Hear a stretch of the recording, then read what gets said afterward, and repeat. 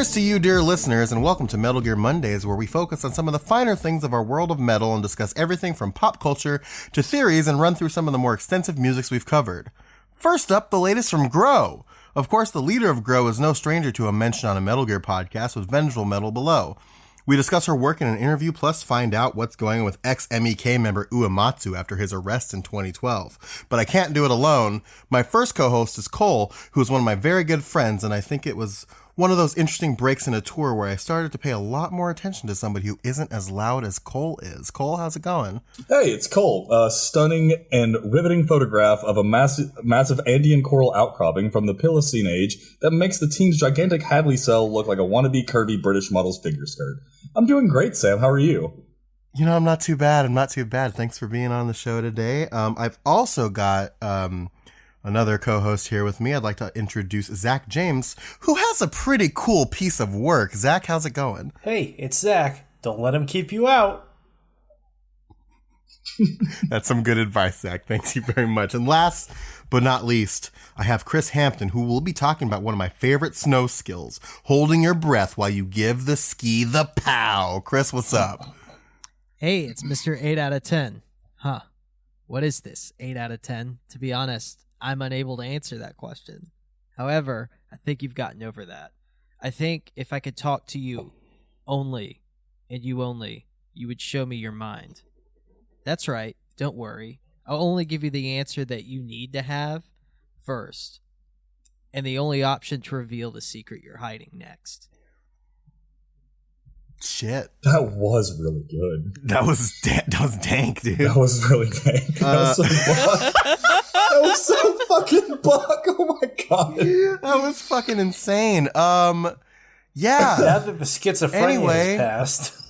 We can't just like leave that as is. We should at least tell them what the fuck all of that was. We need some context. Of course, this is Metal Gear Mondays, the most thorough Kojima-themed podcast on the internet. We decided that we wanted to run some statements through the Talk to Transformer app and just generate some fucking buck wild shit. And it did generate some buck wild shit. You can do your own special sentence at talktotransformer.com if you like. It might generate something really dark. That wasn't the first one I generated, believe it or not. Oh my god, it sure wasn't. The one that got generated was not something we're going to read on the podcast. You can't put that on the internet. Actually. Nope. George Carlin be damned. You can't say that. It was a very... Like what Cole originally got read like a really dark poem. So that's, yeah. What does that say about me? Really? I don't know. You're Cole Duncan, the dark poet. The narc poet. Fuck you, you fucking narc. Don't you dare, you little fed boy. Welcome to Outer Op number 5. Of course, the Outer Ops are kind of like end of season caps on games that we do.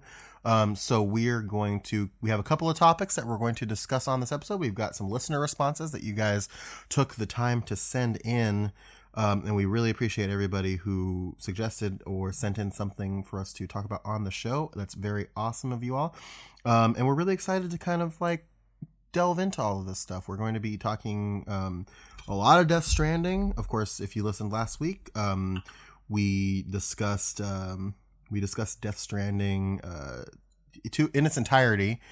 Finished up last week. If you're listening to this episode, there will be spoilers potentially for the whole game. If you're listening to this before you listen to our coverage, what are you doing? Go back and listen to that, and then come back. On, go back. What are you doing? It's fun. So that's our warning. That's our warning at the top of the episode. We will not be doing another warning. So everybody gets one. Everybody gets one. So yeah.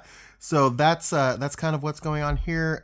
But before we dive into our topics and our responses, we have a couple of things that we'd like to do. It's the season of thanks, boys. Thanksgiving happened. Christmas is coming up. It's a season of thanks, so we want to do a couple of shout outs here. First off, we'd like to thank two very awesome artists who took some time. Oh my god. Yeah. Yes, dude. So if you remember a couple of episodes ago, we kind of made a call for anybody who could do like a Yoji Shinkawa style art, who wanted to or could draw us in that style. And firstly, The first response we got was from Mr. Sean Wilkins, who did these really amazing individual drawings of us, and we're very, very happy with how they turned out. My dude, that guy is insane. Like when he sent me my drawing, I was like, oh my god, this is one of the coolest things I've ever received. Yeah, Cole, your drawing is very much like Liquid Snake meets Higgs. Yes, I know. It's pretty badass. God. What did I describe? I described Chris's as like punk rock Otacon, I think is what. Yeah. Oh yeah, I'm totally punk rock Otacon. Yeah, so Sean did an amazing job. We all posted them on Instagram. I know mine. Yeah. I think me and you both have ours as our Twitter like photos. So if you want to see them, definitely head over to like our socials. I think have we posted them to the Instagram yet? Not yet. So as of this recording, I don't think he's finished with Zach's yet. So I'm gonna wait until we get all four to post them to the Instagram. But that's okay because it's hard to capture perfection. Oh, shut the fuck. I mean, he did save the best for last, so. I think it choked and died. But here's the thing. Thing, Zach, in case we want to fucking blow up your ego even more than it already is. What did he tell you? What did Sean tell you? He actually paid me one of the best compliments I've ever received in my life and said that he's making me a snake-style soldier because I have very similar facial features to that of Big Boss. So then I have two things to say to Sean. Thanks, Sean, and thanks, Sean. Yeah. My head has gotten so big over the last week, it's hard to fit through doors nowadays. Mm-hmm. No, that's a problem. Like, legit. I'm like blown away. Like when I was at a like small like dive bar whenever I got mine with a buddy, and I immediately freaked out and was like showing everyone. I was like, holy shit, look, this is like me but done as a Metal Gear. And like a couple people were like, that's really cool. And then a couple people were like, who are you and why are you near me right now? I was like stupid excited. So like from the bottom of my heart, Sean, my dude, Sean, thank you so much. Dude's talented. So that's one. And then I don't know if do you just pronounce it this way or if it's like a capital letters at all, but we did another kind of banner style art from a gentleman Teoft. Goes by Teoft, Teoft, depicting the four of us in a very Mount Snakemore kind of configuration. Oh, and it's fantastic. It's so also cool. Very badass. So fucking cool. I mean, shit. This guy is like just down and dirty sketch. Like I would have been happy with as the final product. Yeah, dude. Like his sketch was like. I thought the sketch was the final product. Yeah. Same. Absolutely same. And then he hit us with the like outline for the second one. It was like, holy shit. Mm-hmm. I didn't know Zach was that ugly. Dang. Wow. Dang. Anyway. That's right. Shots fired. I want to say, like, for this one, actually, fuck you, Cole. Planning to do fuck you. Very. What? Hold on, children. Sorry, Daddy Chris. Dad's talking here.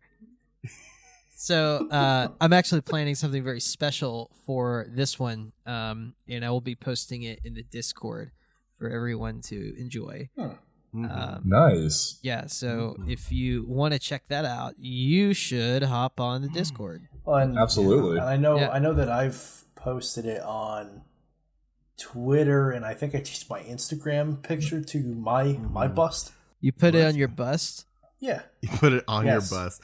I don't know if we've shared it to Instagram yet, but we should really. I shared it to my socials on both Twitter, Instagram, and Facebook. It's also the official banner of the Metal Gear Mondays. Twitter right now, so that's the place you can check it out. I'll say it's my cover photo on Facebook. It's my cover photo on Twitter. And I know that on Twitter, my profile picture is Sean's drawing of me, and then my cover photo is. Once I have Sean's drawing, that's going on all my social. Sean, that's staying, buddy. That shit's cool as fuck. That's fantastic. But I also know that myself, Cole, and I don't know if Chris actually put the order in or not, but we've also all ordered like physical prints of it too. Yeah. Yeah, I'm gonna be ordering one when I get back from my vacation. Nice. So I'm very excited.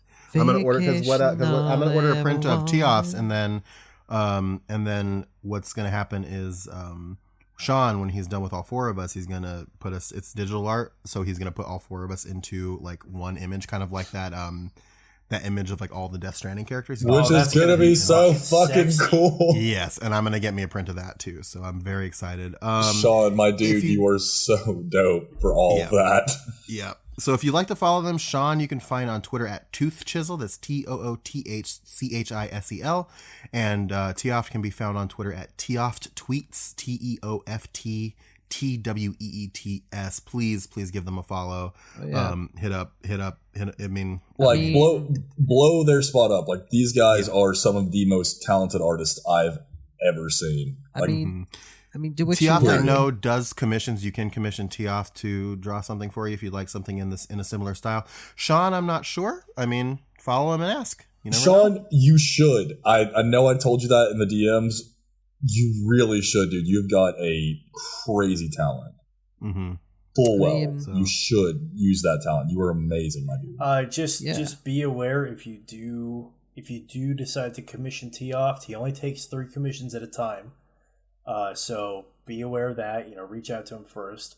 He's got a thing on his Twitter that gives all his price points, and but also he only accepts PayPal, and it is in euros. So just make sure you do your conversions and all that. But I mean, the price is well worth the product. Oh my god, yeah. So please follow both of them, give them some love, and thank you guys both for taking the time to do those arts for us. We really appreciate it. And speaking of art, music is another thing that we all love on this podcast here. With our gameplay kind of situation all wrapped up, like we said, we're going to be discussing Death Stranding more like post-mortem after our kind of like winter vacation is over. But Fingers Music, we mentioned this at the top of the season. The intro that we've been using for the Death Stranding episodes has been different. It's been it's a remix of the Death Stranding theme that Fingers Music did, and graciously allowed us to use for our Death Stranding coverage, which has been awesome. And we thank him so much. No fucking way, really? Yeah, because I've been listening to Fingers. Well, I won't say his whole fucking library, but I've been listening to one song in particular by him for years now, and I had no idea that was him doing that intro music. That's awesome. Yeah. So that's his remix of the Death Stranding theme that he's been allowing us the to other use, song so we really appreciate that is by him that I always listen to is the remix of Elegia by New Order, but he took that, he remixed it, and then he laid over Skullface's speech from that trailer on it. Oh, it's badass. That is awesome. I'm gonna need to check that out. I'll send that to you guys in the group chat later on. Well, Zach, you're going to be excited about this then, and I hope everybody else in the audience is excited about this too. In the new year, because obviously, like I said, we're going on our vacation. In the new year, we're actually going to be bringing Fingers onto the show to discuss Metal Gear and history and music and anything that we want to talk about. So, hey, I'm excited about that. Yeah, so we're looking very much forward to talking to him. We are in contact with him about that, so looking forward to that. You can follow him on Twitter. It's Fingers Music. That's F1NG3RS Music. His YouTube is the same thing, youtube.com/fingersmusic, and you can follow him on Bandcamp. It's f1ng3rs.bandcamp.com. So that's very cool. And I think I'd be remiss if I didn't bring this up. If you've been missing our Theme of Tara intro, it will be back. We're just using Fingers for our Death Stranding coverage. But the Theme of Tara intro was done by listener Henrik Ness, who we are excited. I think we reached out to him to use his remake of the Theme of Tara, and I think he started listening after that, which doesn't matter what the progression was. We appreciate him listening all the same. And we thank Henrik Ness for letting us use that, and that intro will be back. So thank you both for allowing us to use your music for our show. Absolutely. We greatly appreciate you all. And then we would be remiss if we did not do our Patreon subscriber thanks. As we do, $5 nut patrons, we're going to be reading off. Yeah, we have 4 people, and I didn't plan this ahead of time, so I'm just gonna. You want to do it? You want to do it in a line that we get announced? So you, me, Zach, Chris. Well, that's what I was gonna do, but I was gonna be like, oh, I want Chris to read his name and Cole to read his name. Well, fuck you, dude. I did. But we'll just see where the chips fall. So I'll start first with Alex Kennedy. Thank you very much. Well, you know what? I will follow up with my boy Frederick G, old Freddie G out there. What's up, player? Freddie G. Zach, you do 3. Big thanks for M. Ibrahim. Thanks for your support. And stepping up to bat is Winifred Caster. Hey! I'd like to give thanks to another Wright, Mr. Brandon Wright. Thank you, sir. I want to say a big thank you to my boy Chad Betteridge. I see you, player. I see you living. I'm happy for you. And next up, we've got David Sosa Gonzalez. Sounds like a baseball player. It does. So much. I'm gonna start calling David Big Baseball. That's his nickname. What up, Big Baseball? What's David up? Sosa Gonzalez. And then he's Baseballman for Death Stranding. Guys, did you see who just walked in? Who's that? It's Gregory. Oh shit, Gregory, what up, dude? my Yeah. dude. Dang, man, welcome. Who'd you bring with you, Gregory? Well, he brought I think he brought James Baldwin with him. Like James, the what up? James Whoa, Baldwin? the best Baldwin brother.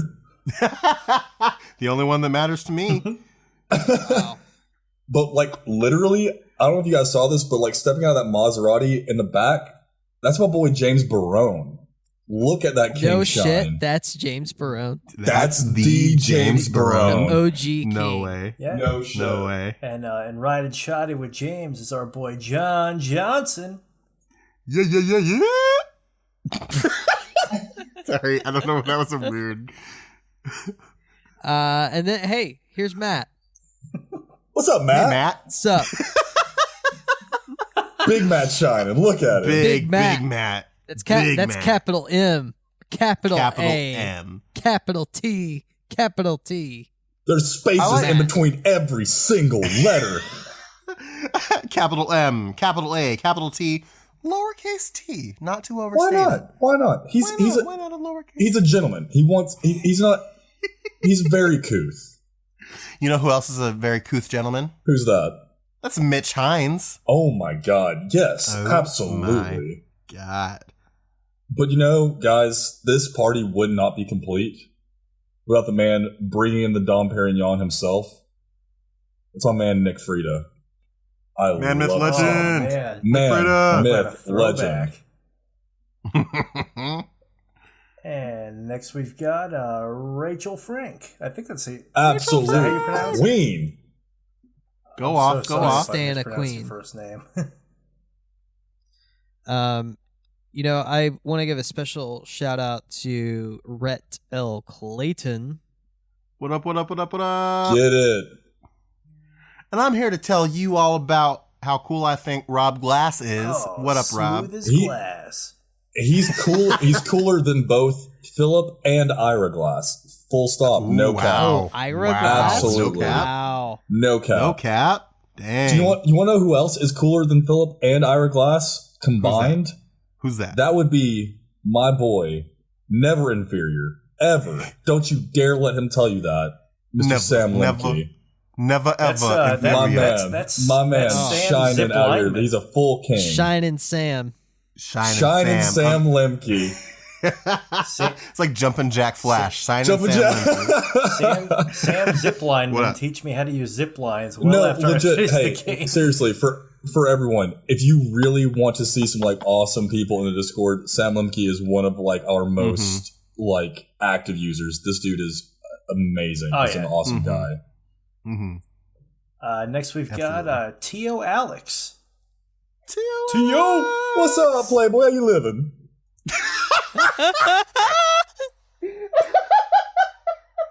I'm hoping that it's in Manches and Benzes. Hey, Cole, I hope that is the one and only time you do that tonight. It probably is. It probably is. Beer is running low. And But that hey. is that is a shout out to the one and only. Of course, as it is.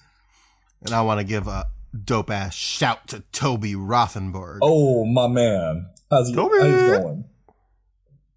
Toby. Who you got, Cole? I mean, I was waiting on you to keep going. Oh, we're done? I just need to get out. I need to get out of that space. I need silence. All right. Okay. Silence. Now entering the stage. The absolute legend. Reborn. Andrew. Cue the vuvuzelas. I'm not doing vuvuzelas. I fucking refuse to listen to them, and I fucking refuse to make other people listen to them. I won't do it. Well, I want to know who's with Andrew right now. With Andrew Where's my man? right Who's now. my dude? Disappointed that there are no vuvuzelas. It's Ben Lewis. You're breaking Ben's heart, man. It's the I'm doing them a favor. I'm doing him a favor. Giving, and you are just not giving him what he wants, and that's those vuvuzelas. Well, I don't know if you know this, but what's up? We've got Grammy nominated no performance shit artist Brandy. Oh my god! I don't think that's right. Oh, that's right. It's not right. No, they are Grammy nominated, but it's not Brandy. Mm-hmm. Daddy Chris, I think you need to put your glasses on and read that one. Because that would be. I gotta switch to my bifocals. They actually have like not only a Grammy, but they also have like an Brady. Emmy. Sorry, Brady, my guy. Brady, my guy. Get your shit together, Hampton. Get your shit together, Hampton. I have bifocals now. This is the thing. I'm old. It sounds like I realized today. If you ever disrespect our users again. Brady, I want to apologize, but I'm gonna be under your bed. You know, personally, being compared to Brandy's not that bad. I mean, it's not a bad comparison, honestly. You know, she's still rocking it. She's got it. Say, black don't crack. Black don't crack. No, black don't crack. I'd like to say hello to a cool guy named Caio Vincentini. A fellow paisan. Oh, come on. He would. You would. Fucking narc. You know what? I'm actually going to make a declaration right now.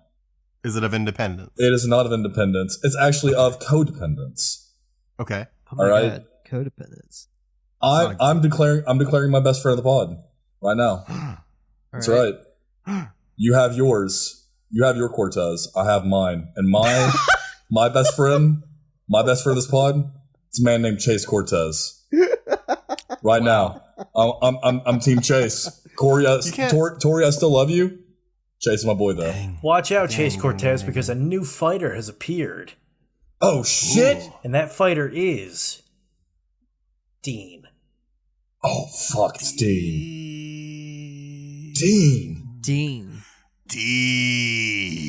Behind Dean. Well, who else is joining the fray, Chris?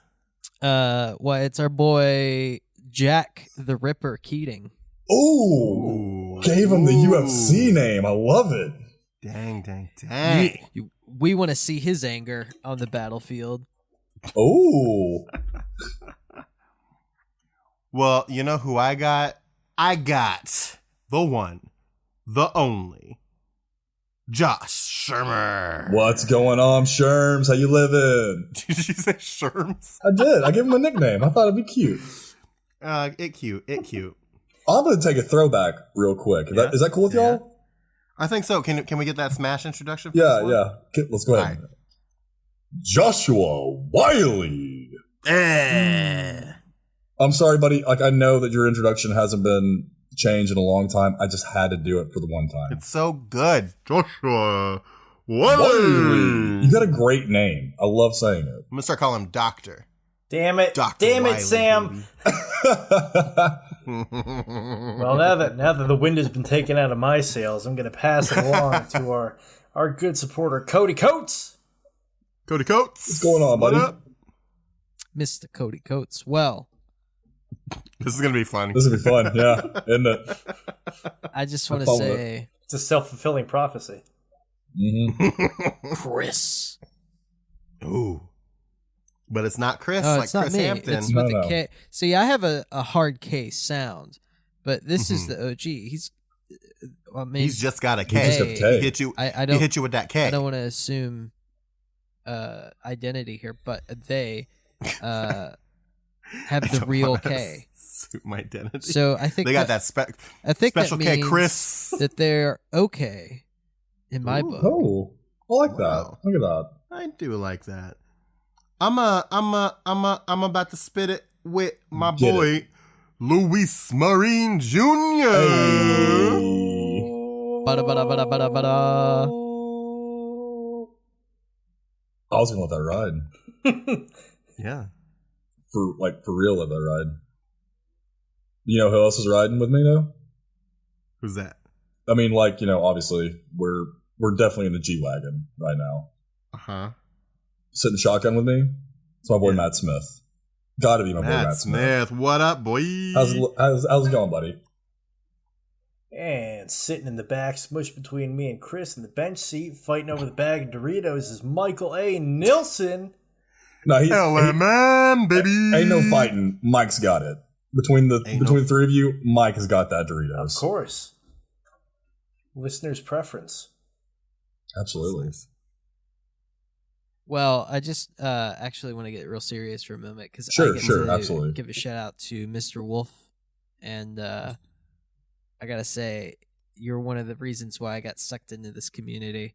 Hey, way back in the day. Look at that! It's a wholesome shout out. It is. Big props, Terry. Big props, my big friend. props. Keep on keeping on. Hey, I want to give a shout out. It's been a while since I've gotten to do this one. So Man.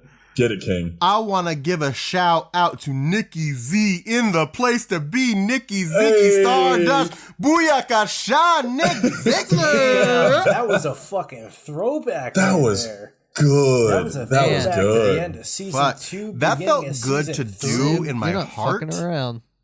Like, that's that fine. felt good to do in my heart, and my soul, and my spirit. Nikki Z, baby. Yo, that just teleported me back. I'm standing overnight in the Planet Fitness again, man. That's all fine and good, right? But I'm here on location with Special Forces Scott Foxhound. Scott Fox. Next generation. Scott Fox. Special Scott Forces. Fox. Scott Fox. Fox. Scott Foxhound. It's my boy. And I'm gonna give a hearty on guard to our next listener, Adam Guard. Listen. Oh, this worked out perfect. That's great, isn't it? Listen, this fuck. Okay. This fuck. This fuck. This fucking guy. Everyone else in the Metal Gear community is very cool. There's only one person that I have a real serious fucking beef with. And is it this guy right here? It is Chris Hampton. That guy's a piece of shit. Don't you talk about my best friend like that. Don't you dare talk about my best friend like that. No, he's a piece of shit. In Chris Hampton's defense, at least he provides some support to the Metal Gear Mondays community. Unlike that other piece of shit, Zach James, who can't even donate $5. Can't even donate $5. Can't even listen. Mr. Can't even donate $1. Let's be real. Can't do it. Narc. Well, I have the you know what I'm about to do here? I'm going to read the one below this one, and then Cole, you get to read the one that I was supposed to read. No. I'd like to give a big old shout out to Joey Kucera. Woo! That man is a scholar and a gentleman. As much as Chris thinks that Chris, CH is the asshole of this community. He's wrong. Because this man, this Don't absolute, you say it. This absolute degenerate. We're about to go bumping. This absolute just scum of the earth. I can't stand this person. I'll tell you right now. I'm about to set you straight. I think I would rather spend an entire week with Zach James than spend a minute with this man. This is my boy. But you know what? He's a supporter, so I guess I gotta just fucking say his name. Like, hey, Hey Cole, appreciate I really do. Hey, I mean, cool, dude. Appreciate you supporting us, Cole. That's I'm gonna need you to read out the whole name as listed in the list. It's Cole. Give it some dignity. Amerigo, Metaphor, Strand, Ocelot, Duncan. God, this guy's a prick. Oh shit! Wow. Now that you've taken all those wait, there's this weird like postscript that says Higgs is daddy. I don't know what the fuck that means. He's just a weird dude, man. Daddy. Okay, so this is where I do take a little bit of contention because we all know who the real daddy is. I'm just telling you, this guy's weird. I don't know why he wrote that in. He literally had to write all of that in. Mm-hmm. Well, we all know that Maddie's daddy. Maddie is daddy. All right. Who else is on deck? Zach? On deck. Actually, he's not on deck. He's on the bridge. Mr. Captain Joseph Hannawalt. USS Discovery. It's going down. What? Metal Gear Solid 2, bitch. You're on a fucking podcast about it. Oh. Anyway. God. What's that? We're moving on. We're not talking about Metal Gear here. No, this isn't a Metal Gear podcast. I don't know if you know that. For the second this is a time Hideo Kojima podcast. Yeah, it's a Kojima podcast. Yeah. Well, I gotta say, in the good old Spider-Man world, my favorite character has to be Mr. JJ. Joshua James. Joshua James. Oh. Is that what JJ stands for? Joshua James J. Jonah Jameson. Oh my Joshua God! James. Well, you see, oh my God! John Joshua Jacob is Jingleheimer from the Schmidt. good James clan, where I'm from the not so good James clan.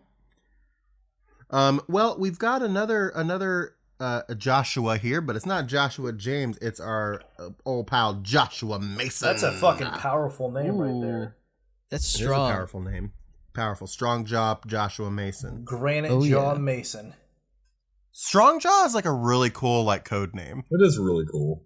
This is Strong Jaw. I like that. I've made it on the objective.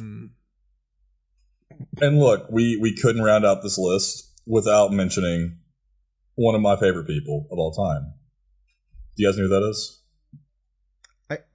I think I have a guess. Do you? Let you say it. Yeah. Okay. Because it's my boy Joseph Hannawalt.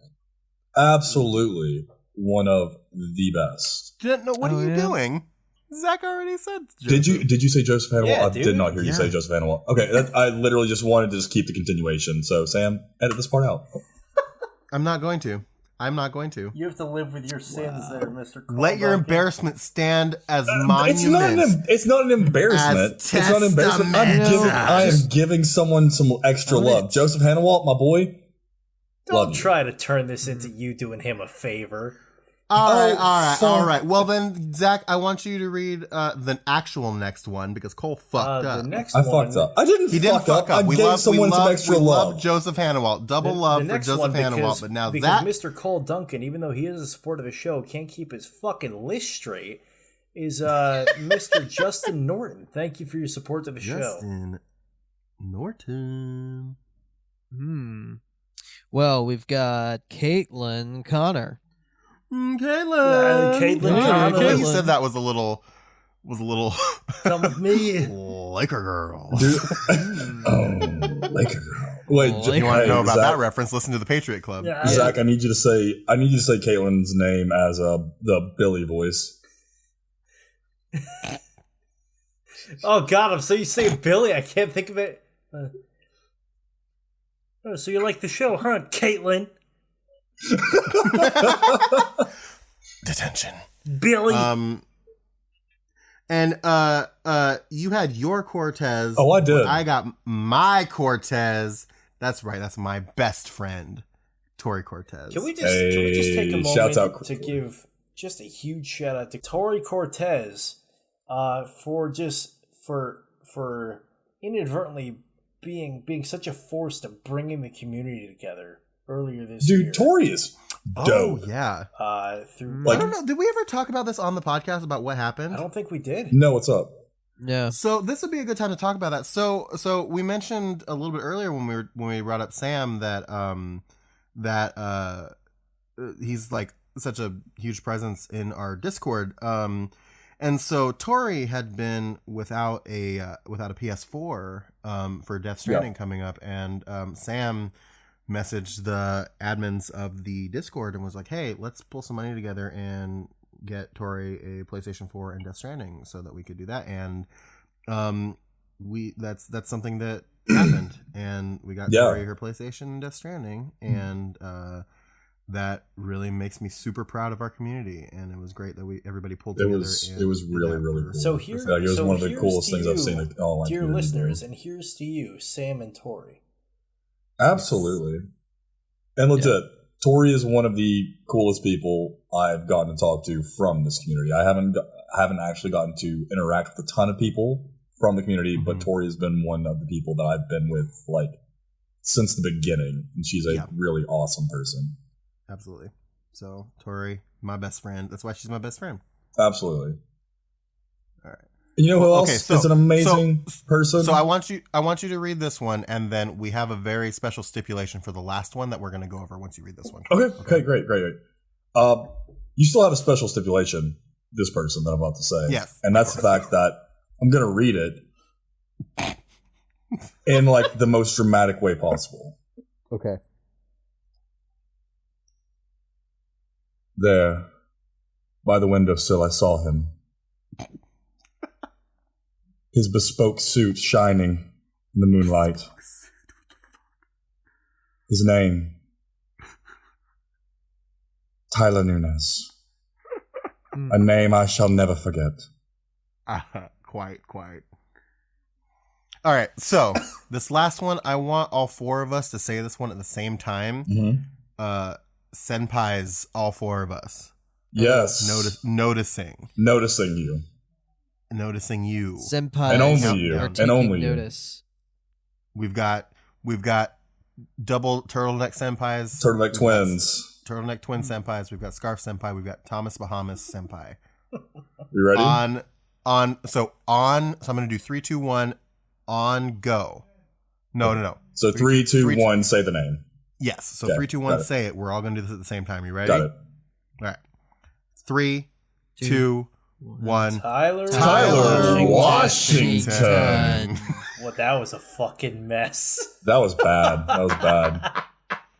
We should. That's our patrons. Thank you guys so much. If you want to become a patron, check it out. So we mentioned the Discord. $1 will get you into the Discord where you can hang out with this fucking awesome community. So check that out. It's a lot of fun. $2 gets you a special bonus podcast called the Patriot Club, where you can see why I said liquor girls. That's a weird thing that we talked about. Soon to be rebranded as Metroid Mondays. Yep. And $5 will get you on this list. So check it out. Among other things in the $5 tier. So check all of that out. Boys, we're going to rapid fire a couple topics that we got from the Discord, and then we have one very special topic we're going to talk about. And then we've got some listener responses. Hell yeah. Let's get it. So here we go. All right. So the first topic is not related to Metal Gear or Kojima or anything, but I like it. Liquid Metal Mike asks us, how excited are you for the Resident Evil 3 remake, regardless of the poor choices made relating to the Nemesis redesign? So Mike does not like the Nemesis redesign. I'm going to out myself as a fake fan of Resident Evil. Okay. I never played 3. Really? Never played 3. So this would be my first time playing through Resident Evil 3. So I'm kind of excited for it. I know what Nemesis looked like because I played Marvel vs. Capcom and whatnot. But I was a scaredy little bitch boy. So I never played any of the Resident Evils until Resident Evil 4. That's okay, Cole, because you're not the only one on this sinking life draft. I'm right there with you.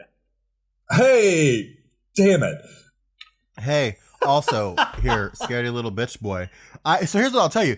I'm really excited to watch Markiplier play Resident Evil 3. I'll tell you that much. I mean, from what I've seen, it looks like a really cool game. I mean, and it does look really good. And they did a fantastic job with the RE2 remake. So I'm hopeful. So I just on principle have to support these games because I desperately want them to do well, right? Sure. And I think if these games sell well, then maybe I'll get my Onimusha remakes. Oh, Ooh, yes. I didn't even think about that. Like they did an HD remaster, my roommate's on that, and it was okay. But man, if they updated those games, you talking about a fun time. You talking about? I feel like that'd be cool. We talk about. I feel like it's around the corner, right? Because they've got Sekiro was one game of the year this year at the Game Awards, and it also got really good reviews. Fucking Ghost of Tsushima's coming out next year. That game looks badass. It does. It really does. Oh yeah. We'll get to that here in a second. I don't pre-order games, but I was tempted to pre-order that. So Onimusha has to be around the corner, I would imagine. But yeah, and I actually kind of like the Nemesis redesign. I'm gonna look it up real quick. I haven't seen it. Look it up. I will be Mr. Controversy Man. Right Okay. here. Mm-hmm. I think that what I've seen of this, the Nemesis redesign, has me less worried than things I've seen in the Final Fantasy VII remake. Ooh, interesting. Yeah. Interesting. I think I'm worried they're going to butcher the hell out of that game. That thing's fucking terrifying. I know. Holy shit. It looks like he's got like a really his face is longer and he just looks really scary. Like he was scary to begin with. That's like something out of like fucking like Hellraiser's nightmares. Like that's no. It just looked like the wrong thing. It all looks like just an updated version of the old one. It doesn't look too different is the thing. I like it. I'm seeing the first image on like maybe this is not. That's a concept. What I will say, what I don't like is in Resident Evil 3, all Nemesis says is stars. He says stars because he's hunting stars. Right? And that's the whole point of him.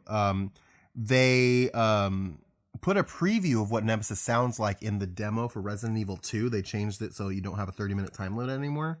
And if you go outside and just kind of listen, you'll hear Nemesis saying stars, but they kind of altered how he sounds compared to the original. And I don't like that. But how he looks, I think, is horrifying and cool. So I never... Yeah, okay, so now I'm seeing like actual... Sorry, go ahead, Zach. I was just going to say, I really never played any of the Resident Evil games in earnest except for the demo of 5 when my fucking Xbox would red ring if I put any disc in it that one summer, and a little bit of 6, but I never played any of the originals. But now that I got the PS Classic, I think I'm going to play the first one in earnest. It's a good one. Okay, I think I found the actual... like photo of the redesign. He doesn't look too different because I can't seem to find one. Yeah, hold on. I'll send it to you. Danke schön. He doesn't look too different. He still looks fucking terrifying. It's like god damn, it's just like weird skin on other skin that doesn't belong there. Like that's kind of like the whole Resident Evil aesthetic, right? Can someone explain to me what the controversy is? I don't know. I guess he just doesn't look. I'm not sure. I mean, he Mike, looks... you'll have to when you hear this, you'll have to let us know. Maybe hot take here. He looks the same, which is still fucking terrifying. Okay, I did see that one. Yeah, he looks the same. Thank you. Okay, so he looks the same, but like, it's still... I still don't want that thing like chasing me. I don't want this thing in my life. No one does. If you do, you're probably the same kind of person that like is really into like wanting to do like McCamey Manor around like Halloween. Oh my god. And no, why would you want to do that either? No, let's not do that. Let's not go there. All right. Anyway. So that's how we feel about Resident Evil 3. We're a bunch of Nancy boys who don't like horror games. Yeah, such a Nancy boy. Still looks cool. Yeah, but if Hideo Kojima does a fucking horror game, I guess. Well, listen, we've talked about this, and I don't think we brought it up on the podcast. If Hideo Kojima makes a horror game, we're going to find a way to come together and all be in the same room to play it together, and then just like smash through it, and then we'll cover it. I really hope you guys like watching a bearded man like hide behind like blankets. How are you gonna throw So me here's under the my bus question. Like that? Now here's my question then. Who's gonna play it? I'll do it. You? Or will you pass the controller? Not it. We're passing the controller. I'll take the. I think passing the controller is good. Yeah, so we all have to live in that fear. I want to fucking do that same thing with the four of us going through Alien Isolation. Oh, fuck Alien Isolation. No. Fuck that game. No. Fuck that. No. Not about Fuck this. that. Zach, Fuck we're not that. friends. This isn't what I signed up for. Okay. Anyway, we've got some more topics. Tyler Washington, we notice you. Kohai. Hey, what's up? Is that Kohai is what a senpai's like person is, right? Kohai? I don't know. I have no idea. Tyler Washington has a couple of things. And the first thing we're going to talk about, Mora on the Discord also had the same question. What were our opinions on the Game Awards this year? I did not watch them because I forgot they were happening. I did not watch them either, but I did look up like nominees and winners. Yeah, so Game of the Year, Sekiro Shadows Die Twice won Game of the Year over Control, Resident Evil 2, Super Smash Bros. Ultimate, The Outer Worlds, and Death Stranding. Yeah. I actually voted for Sekiro. It's a fantastic game, and I think it's probably the best that's come out of this. Like, it's really good. I watched Razor Fist pick it apart for about 15 minutes, and that was about all I was willing to invest in it. You didn't actually play it? Oh no, I was talking about he picked apart the Game Awards. The Game Awards. Oh. I thought you were talking about Sekiro. If I'm being honest, Chris, I hadn't even heard of it until you brought it up. You should play this game. I hate the Dark Souls games. Like, they're so hard and frustrating. But I don't like them. But Sekiro I really liked because it was challenging, but there was no single part of the game that was like impossible. And like the dying thing didn't really take you out of the action at all. You know, I do take some kind of salt, I guess, with the narrative winner. I've never played Disco Elysium, so I guess like I can't take full salt with it. It was in the same category as Control, Death Stranding, The Outer Worlds, and A Plague Tale. Couple things. One, I obviously played through Death Stranding and thought that the narrative of it was amazing. I've only seen bits and pieces of A Plague Tale. I already think that the narrative in that is better than like Death Stranding. It just seems like the entire game is based in narrative, and Disco Elysium must be fucking insanely it has good. To be phenomenal to have beaten not only Plague Tale but Death Stranding and Control as well. So I really want to play Disco Elysium. I'm interested in playing Disco Elysium. So it's like half salt, half like the opposite of salt being interest. Ongoing game. Here's like recent video game releases then, because I don't know what the fuck any of you guys are talking about. I had never heard of Disco Elysium until it won Best Narrative. Yeah, same. I'm very excited to check it out. I don't even know what you're talking about right now. Yeah, I look it up. I don't know either. I know nothing about it. It's so bad. Zach, I actually wanted to talk to you real quick. Sorry, Sam. Best multiplayer game was Apex Legends, which beat both the new Call of Duty Modern Warfare and Tom Clancy's The Division. I know that you are a player of both of those games. What's your thoughts on that? I like Apex's multiplayer better than Call of Duty. So I never touched Apex, so I can't comment on that. Call of Duty's multiplayer can be fun, but a lot of it is that, if you ask me, the maps are too big. And especially fucking Piccadilly. Oh my god, which is a shame, because I mean, what a fucking mission that one was in single player. So a lot of it is just, I mean, like when I'm not playing with friends, it's just so like, this is boring, and I haven't touched the Division's multiplayer yet, so I can't really comment on that one. All right. Well, I mean, so I voted for Tetris 99 because I played that. Tetris 99 is dope. Yeah, I think it is like what like multiplayer games are supposed to be like, because so Tim Rogers put out a video today, his top 10 games of the decade, and he was saying that one of the things that he hopes for the next decade is that we all like get off the internet and put down our phones for a minute and play video games together on the same TV as like the old days. Yeah, because that is real gaming, right? Yeah, to me, I miss those days so I mean, much. that's what it was for me for the longest time. Killer, man. And like, I'd love to do that. all these online games now are kind of samey, I feel. But Tetris 99 like made the online component really interesting. Kind of like Death Stranding did some really interesting things with it. Okay, I feel that. Um, we do have a win though. So we have 2 wins. So the first one I want to talk about is score and soundtrack. Death Stranding won best score and soundtrack. Fuck yeah, they fucking did. Yeah, and so good.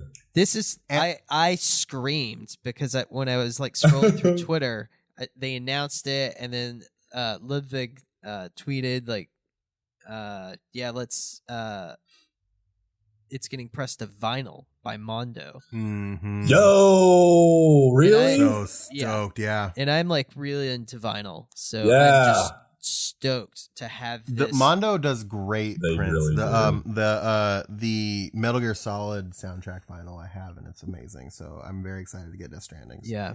I have the Metal Gear Solid one as well, and it sounds really good. My only beef with it is it doesn't have the Police Nuts theme intro. And we've got one more that we want to talk about. Well, there's very excited about. There's two. There's more. 2. Yeah. Yeah. There's 2 more wins. Well, I'm talking about performance. Okay. yes. Well, obviously, performance. What's the other one?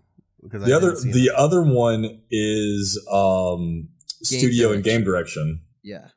Oh. And yes. You know, yeah, it did win. So let's talk. Jeff Let's talk Keighley. performance. Let's talk performance real quick. Mm-hmm. So performance. Actually, can we have Chris introduce this? Oh my god. You know, I know that in my heart of hearts this was going to happen. Mm-hmm. But he stole our hearts. Mm-hmm. We were the bridge to his future. Sure. Mr. Cliff Unger, Maddie the Daddy Mickelson. Absolutely, sir. Absolutely. Best king. performance. Mike drop. He is a king. He is a king that walks among us. Long may he reign. If I could just touch the hem of his garment. Oh my god. I actually sent in regards to Daddy Mads and as Cliff, I sent like a compilation video of all of Cliff's wartime appearances from Death Stranding to Sheena the other day, and she was like, "This is awesome. I have so many questions." And then so we've got this was a weird one. So Sony Interactive Entertainment and Kojima Productions won studio game direction, both for Death Stranding, which is fair, I would say. I mean, like, they were so intertwined in the production of the game, and it's really awesome that they did win. I mean, like, it's their first real game out. It's their first foray into the award season, and I'm really happy that they have now like some kind of actual merit to back up future projects. Mm-hmm. I'll be very real with you. I think that it's a real shame that From Software didn't win. Mm. I mean, I think overall direction, there's a lot about Death Stranding and a lot of pieces that came together to create this massive experience. But Sekiro is just like a fantastic video game. And I think I've said this in the episodes before. I think that Death Stranding is more of like a critique of video games than a video game, but sure. Yeah. whatever. All right, so enough of the Game Awards. We're going to move back. Tyler Washington had a couple more questions. We're going to rapid fire. Boys, what do you think about the thick box Xbox Series X? I don't fuck with Xbox. Same, typically. I also, it looks weird. It looks like a PC tower. Okay. Dumb name. Yeah, right? Right? Name is stupid. Microsoft is terrible at marketing. You couldn't, really PlayStation had the best idea. It's simplicity. Numbers. Yeah. And this isn't us, and I will say, I don't think this is us being like Sony fanboys.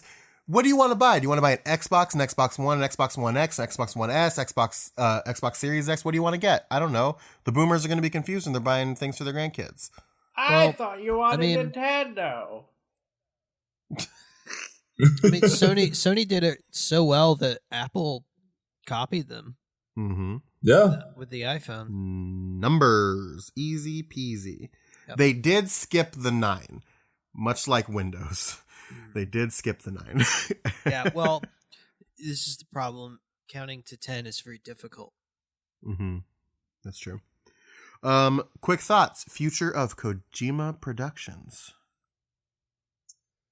I like the idea that they're going to be possibly doing movies, personally. Mm-hmm.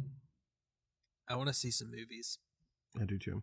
I think Hideo Kojima will excel at making movies because he's got a very good direction.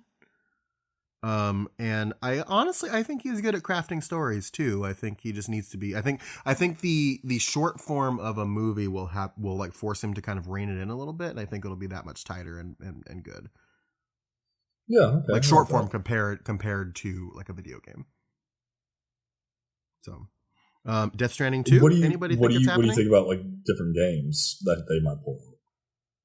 Well, we've got that horror game potentially that's coming out, which I am not excited about, but we will cover if it happens. Yeah, we'll do it. Do you guys think Death Stranding 2 might be on the horizon? Do you think it wrapped up in a I hope it's not. Yeah. I think he was asked this question, and he said he would have to start. It would have to be a complete do-over, like something completely new. I think it'd be foolish to do a sequel to that game. Yeah, it would be. It would absolutely be. I mean, we have the beauty of Death Stranding is that it's an amazing narrative that is fully contained in one game. Mm-hmm. And I think that's what Kojima has been honestly trying to do since Metal Gear Solid 2. Oh, yeah. Mm-hmm. Yeah, I would love to see a Death Stranding movie. Yeah. Like set in the universe, I think. I don't know if I want a Death Stranding movie. I would so here's the thing. I would love a Death Stranding movie if it wasn't about the characters in Death Stranding. I want a Death Stranding movie that covers the actual event that was the Death Stranding. Yes, that's what That's what I would want. This is explained in the game. They tell you how this happened. Regardless. Like the void outs and No. Like that's fine. We heard about it. Yeah. I want to see it.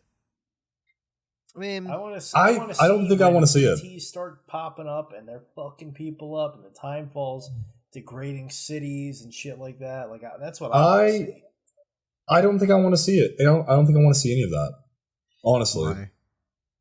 I think that part of the kind of mystique, and this is not me being, like poetry is fucking like everything, and like I'm so artistic.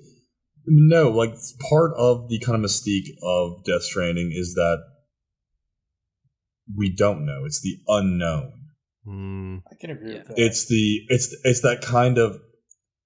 I mean, we kind of joke about like the whole like eldritch butthole dogs, right?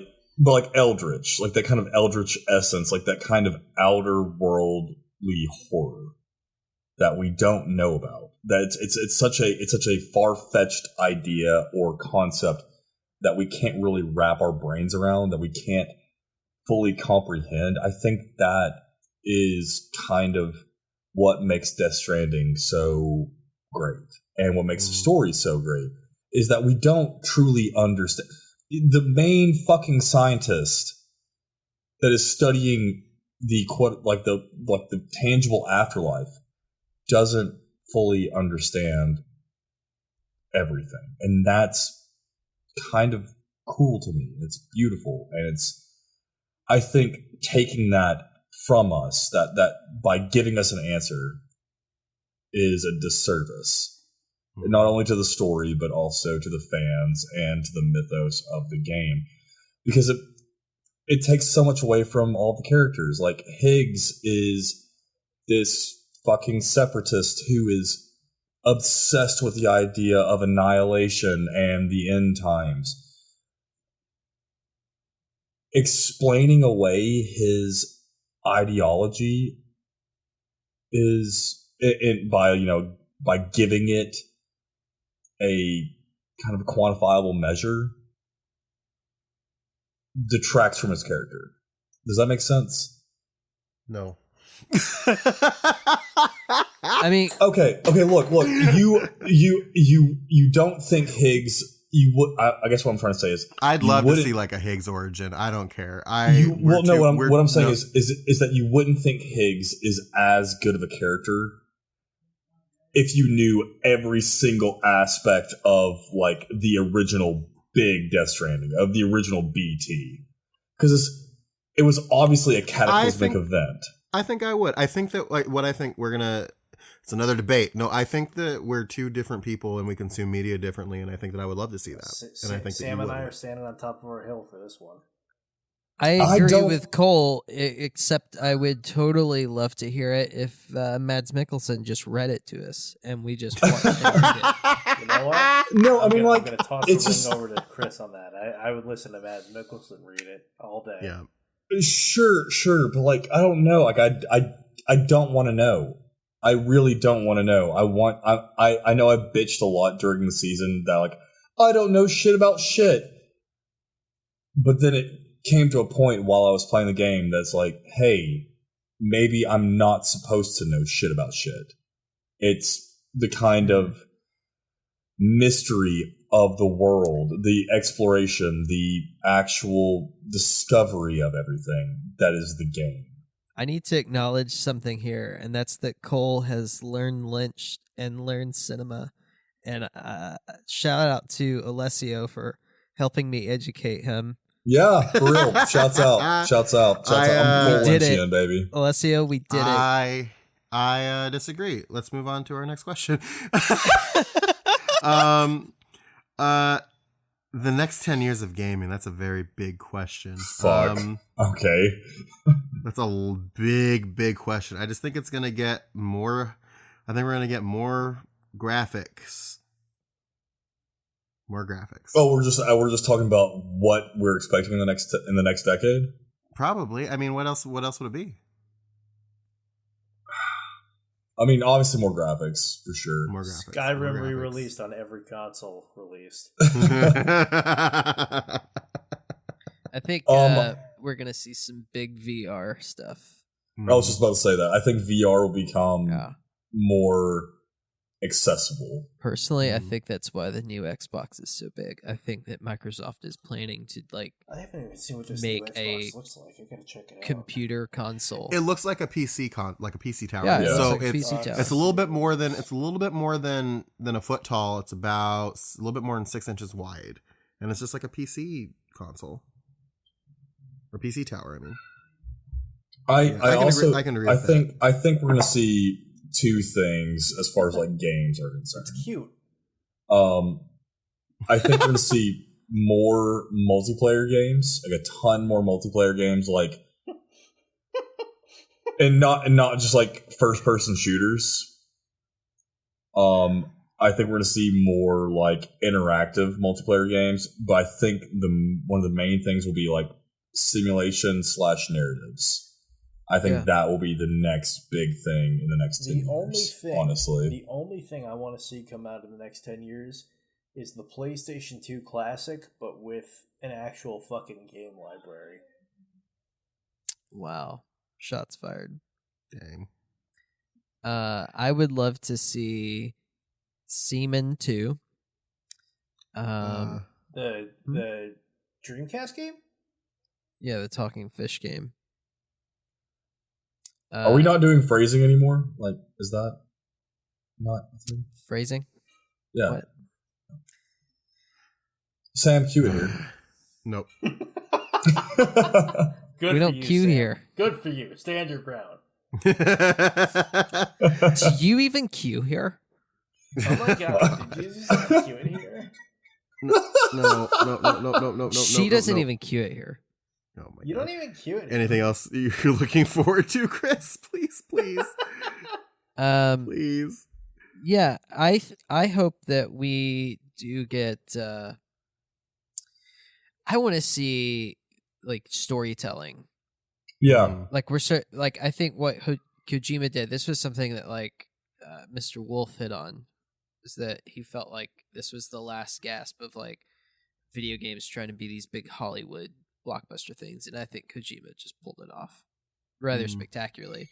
And what I hope it does is open like new opportunities in cinema, you know, and in storytelling. So that's what I would like to see. going along with that, what do you think about? I mean, because like cinema and games are becoming more and more alike. I mean, like you have stuff like oh god, what's the franchise?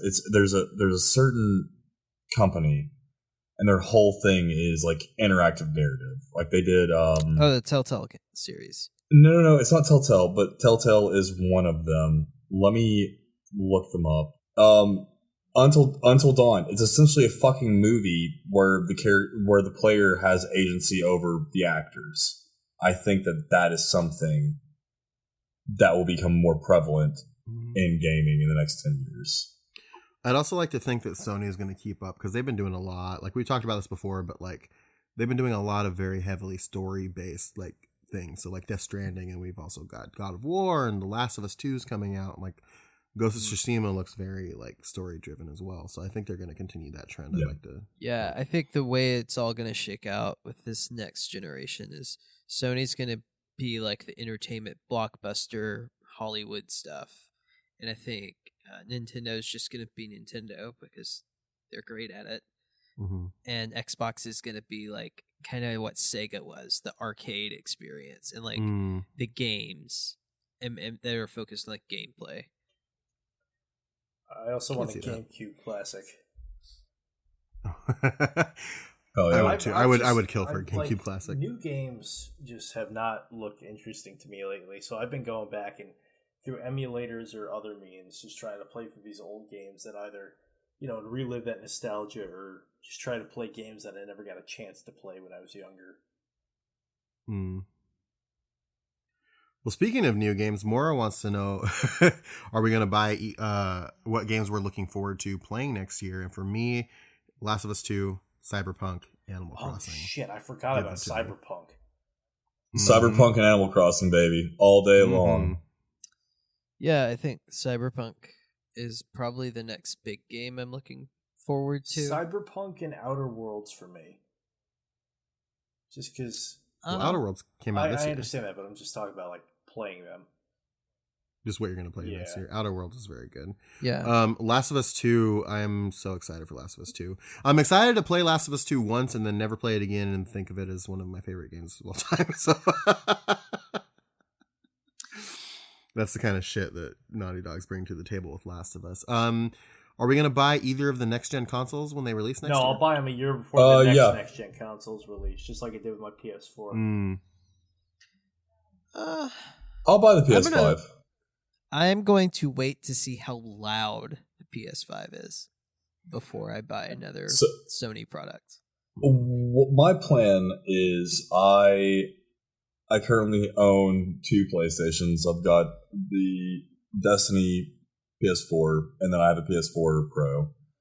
I'm going to keep the PS4 Pro for nostalgia's sake and for sentimental sake, but I'm going to trade in my Destiny PlayStation for credit to get the PS5. Yeah, $6 in credit at GameStop. Bitch, $6 is $6. What you got to say? I'm definitely going to get the PS5. I'm considering getting the Xbox depending on what more I see about it. Like I'm considering being a double console boy. Blasphemy. Yeah, whatever. I mean, half of the cast is on console. So do you have a Switch?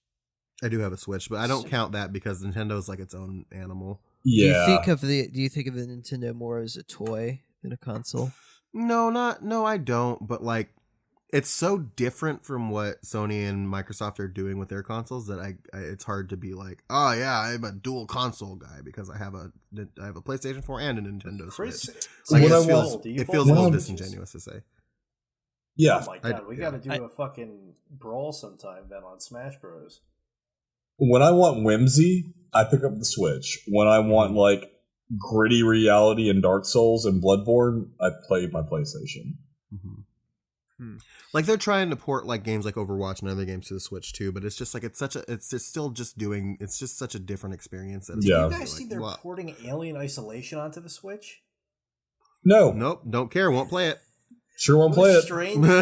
Sure won't. That console. Miss me with that. Miss me with no, thank you. We've gotten through our topics. Thanks everybody who submitted topics for our episode here. We've got a special one, so we mentioned we're going to be. I don't know that we talked about this at the top of the episode like I wanted to. We're going to be doing our gift exchange that we had mentioned on a special non-Monday episode of Metal Gear Mondays because not all of us have our gifts yet. And we've also got a special topic that was invented up by myself, yours truly, that we are also going to talk about on that special episode. So stay tuned for that. But right now, babies, we got to do some listener responses. Hello. Oh yeah. Hello. I'm going to start us out with an email from James C. James says, hey there, longtime listener to Metal Gear Mondays. Love the podcast and await its arrival every week as it is my favorite podcast. Thank you, James. Anyhow, as far as Death Stranding goes, the game was an overall masterpiece in my mind. It does have a few flaws, of course, in the driving the vehicles could be a bit better, but this game did overly well in what I believe most Kojima fans would want. The story is as deep as any of Kojima's games and as crazy, which I'm sure if you're a fan is what you look for in a Kojima game. I really enjoyed how even some of the most evil-seeming characters had, quote, good intentions at least at some point throughout the story. It's a big factor in what makes the characters feel real, in my opinion. Even the worst people throughout history usually had good intentions in some way, shape, or form. While the game is great, I do agree with a couple simple flaws you guys mentioned that would make the trek across America and back again a bit easier. I think one of my biggest pet peeves was the simple fact that the emails have no audio. I want to know all the information in them, but sitting and reading emails every 5 minutes is miserable, and trying to read them in bulk can get old quick. Being able to listen to this stuff while doing anything else, even outside of the game, would be so much better. My only other real complaint is when entering and leaving the BT areas. Just give us a damn skip option. Oh, say it louder for the people in the back. Preach. Anyhow, I don't have too much else to say without going into detailed story pieces, and I thought it would be better to keep this a bit more simple, as if it's just a box. What? I will say, after listening to every episode of Metal Gear Mondays, we formed like a connection or something. Looking forward to the upcoming episodes, but be careful. There's mines there. And he says, cue it here. But James, I already did it. I said that. Hey! Thank you, James, for writing in. Thank you. Next up, Mr. Zach James, would you like to read the next Absolutely. question? Our next one, is it a question or submission, I should say. We'll find out. It's an email. I Our next misspoke. one is from one Robert Byers, who says, short and sweet. I love the game. Have over 60 hours in the beginning of Chapter 15. At the beginning of Chapter 15. Whew. Man, that's a lot of hours. Am I the only one that didn't trust Amelie from the very beginning of the game? No, you're not. No, you're not. I literally couldn't shoot her fast enough when given the, quote, choice to do so. You and me both, brother. Just wish more time would have been spent in making her relationship matter to Sam for the overall story. I agree. I fully agree with that. Yeah, I mean, so about the Amelie trust thing, I think that it was intentionally designed to where you were supposed to not trust her because the whole like turn of the game is like realizing that while she's chained to this awful fate of having to usher in the extinction of humanity, she really is like a good person and she wants to save people and help. So this is like what you have to overcome as a player of the game. And speaking on that, I don't think we ever went back to it to fully determine back in the episode, but I think the result is me and Cole are doing a double slap. So both of us are getting slapped. Yeah, no, we're both slapping each other. We're going to have to film that in slow motion. Good guy. Oh, yes. Oh, for sure. Oh, yes. Oh, yeah. Butt slaps. Yes. Thank you, Robert, for absolutely. Thank you. Submission. Chris, would you like to check out Jason's email? Yeah, Jason Sarsniak. I hope I pronounced that correctly, Jason. So Jason writes, "Hey guys, love the show.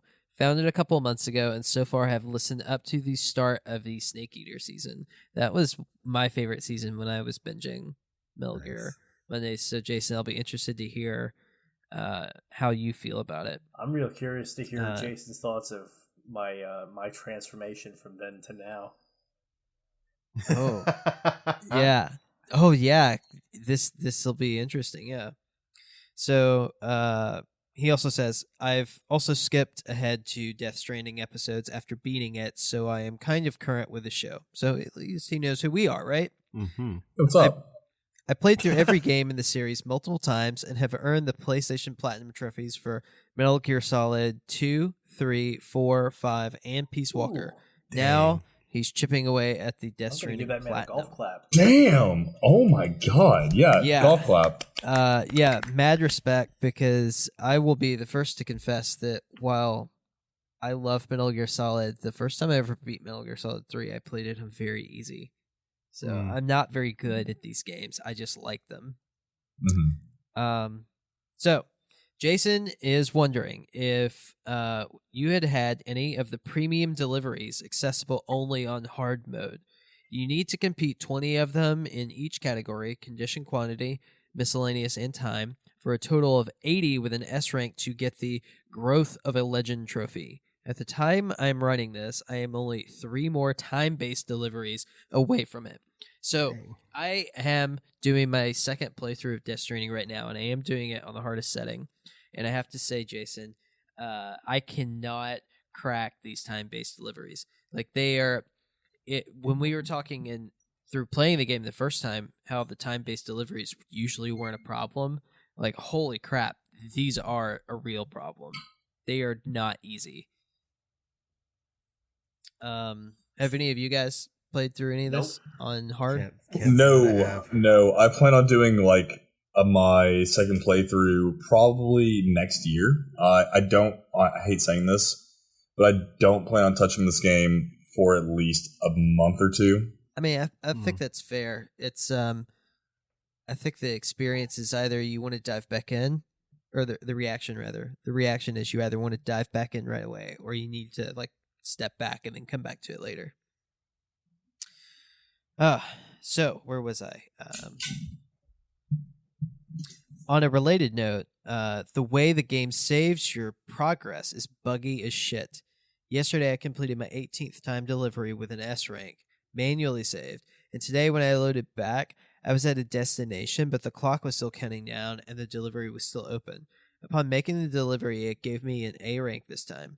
That was a little frustrating because I'm having trouble finding finding the last few time deliveries I haven't completed yet. Yeah, I have actually noticed that the game seems less finished on hard. It does glitch sometimes, and I don't know if it's because there's more stuff going on. There's more BT fields and things like that I at least I feel. I know Alessio in the Discord said that it was the only difference was the health bars on the bosses. Mm-hmm. But I do feel like there are actually more BTs around. Yeah. So he says, last time you mentioned you did not try the zip lines. If you still haven't, you should. They are your best friend in this game, especially for the premium deliveries or on a quick extraction out of the BT territory. You can chain them together between each delivery destination, and they don't rely on gravity, so you can use them to get up mountains. No more walking for me. Also... Fucking I wish. Good God, dude. Yeah. Never having to go up the goddamn mountain one more time. Mm-hmm. I think that's my biggest motivation to do a second playthrough is to. Am I still the only person that didn't mind the mountain? I think so. I fucking hated it. I fucking hated every minute of being on that fucking mountain. I just yeeted trucks everywhere. I didn't eat trucks anywhere. I just thought it was relaxing. Yeah. You found it. Never mind. Once I got through like that weird BT patch, like in the middle of it, yeah, I did. Even without BB, it was not bad. No. So the ending of this great letter is also, were you all glad to find out the elder died? Yes. Fuck the elder. Yes. Fuck the elder. Thanks for keeping me entertained at work. Keep doing what you're doing. Thank you, Jason. Yeah, thanks, buddy. Thank you, Jason. Thank you, buddy. Cole, would you like to read Tyler's letter? Yeah, I'd be more than happy to. Your Kohai and mine, Tyler Washington. Tyler, my man, writes, "Hey y'all, it's your boy Tyler. What's up, Tyler? How you living? First off, I want to say I hate y'all because I'm listening to the podcast at work, and you brought up the emotional stuff in episode 14, and now I want to cry because it brought back the memories. I am so sorry. I'm so sorry, buddy." Moving on, I really like Death Stranding, even with all its weird things. Going in, I didn't want to come to the end of the game and think, oh, Kojima is just up the end of his butt. And he's just trying to make a movie. But as I was playing it and seeing the world open up to us and expand, I began to really appreciate what he was saying. I love seeing characters like Sam and Deadman involved. People who were self-imposed outsiders who became insiders. I feel that 100%. Shout out to Kojima for creating a game that drops tons of story and closes. I felt like, yes, there are maybe some things you can expand on, but this game literally opens and closes, and I'm not too mad about that. Same. That's literally what we were just talking about earlier. I'm cool with not having a ton of exposition, even though I was asking for like a lot of that in the actual season proper. And I want to clarify that I also agree that it was a very tight, complete story that I don't need more from, but if they made more, I would be okay with it. Sure. That's all I was saying. Obviously. He goes on to say, that does come with some buts, though. I'm sure we were all annoyed with episodes 10 through 13. Fucking preach. Feeling like it could have been cut down to either 2 episodes or just one huge episode. I think Zach James might be your best friend, buddy. Mm-hmm. Hit me up. Some characters... Hit me up! Some characters are useless. I'm looking at that stupid-ass couple and the old man. Yep. Oh, fuck. Yep. Fuck every single one of those people. Wow. Oh That's my harsh. god. Is it harsh? No, never mind. And sometimes you will fall for the smallest things, but I digress. There are more ups than downs, and I'm very happy with the game. I could go on and on about this, but you guys don't need to hear me. We'd love to. Go on and on. Thanks for covering it all, Bubbies. Oh, man. Thanks for covering it all, Bubbies. I'm excited to see what 2020 brings. So are we, man. Thank you so much for writing in. Hit us up on the Discord, man. Always happy to chat. We've got a couple more letters here, and they are a bit longer, so what we're going to do is we're going to kind of divide them up and between the 4 of us, and we're going to read these letters off. And the first one is from Seamus Moose, which is the greatest name in the world. Totally read it as Samus, because I got Metroid on the brain. Samus Moose. Seamus Moose writes, "Hello, Sam and Company. This is my general experience with Death Stranding and my thoughts after my first playthrough. I'm in the process of getting 100%, and I'm going to restart and play through slower and read all the emails after that. And I must say that I have not read around 50% emails, so please excuse any ignorance to that. Brother, most of us are in the same boat, so it's okay.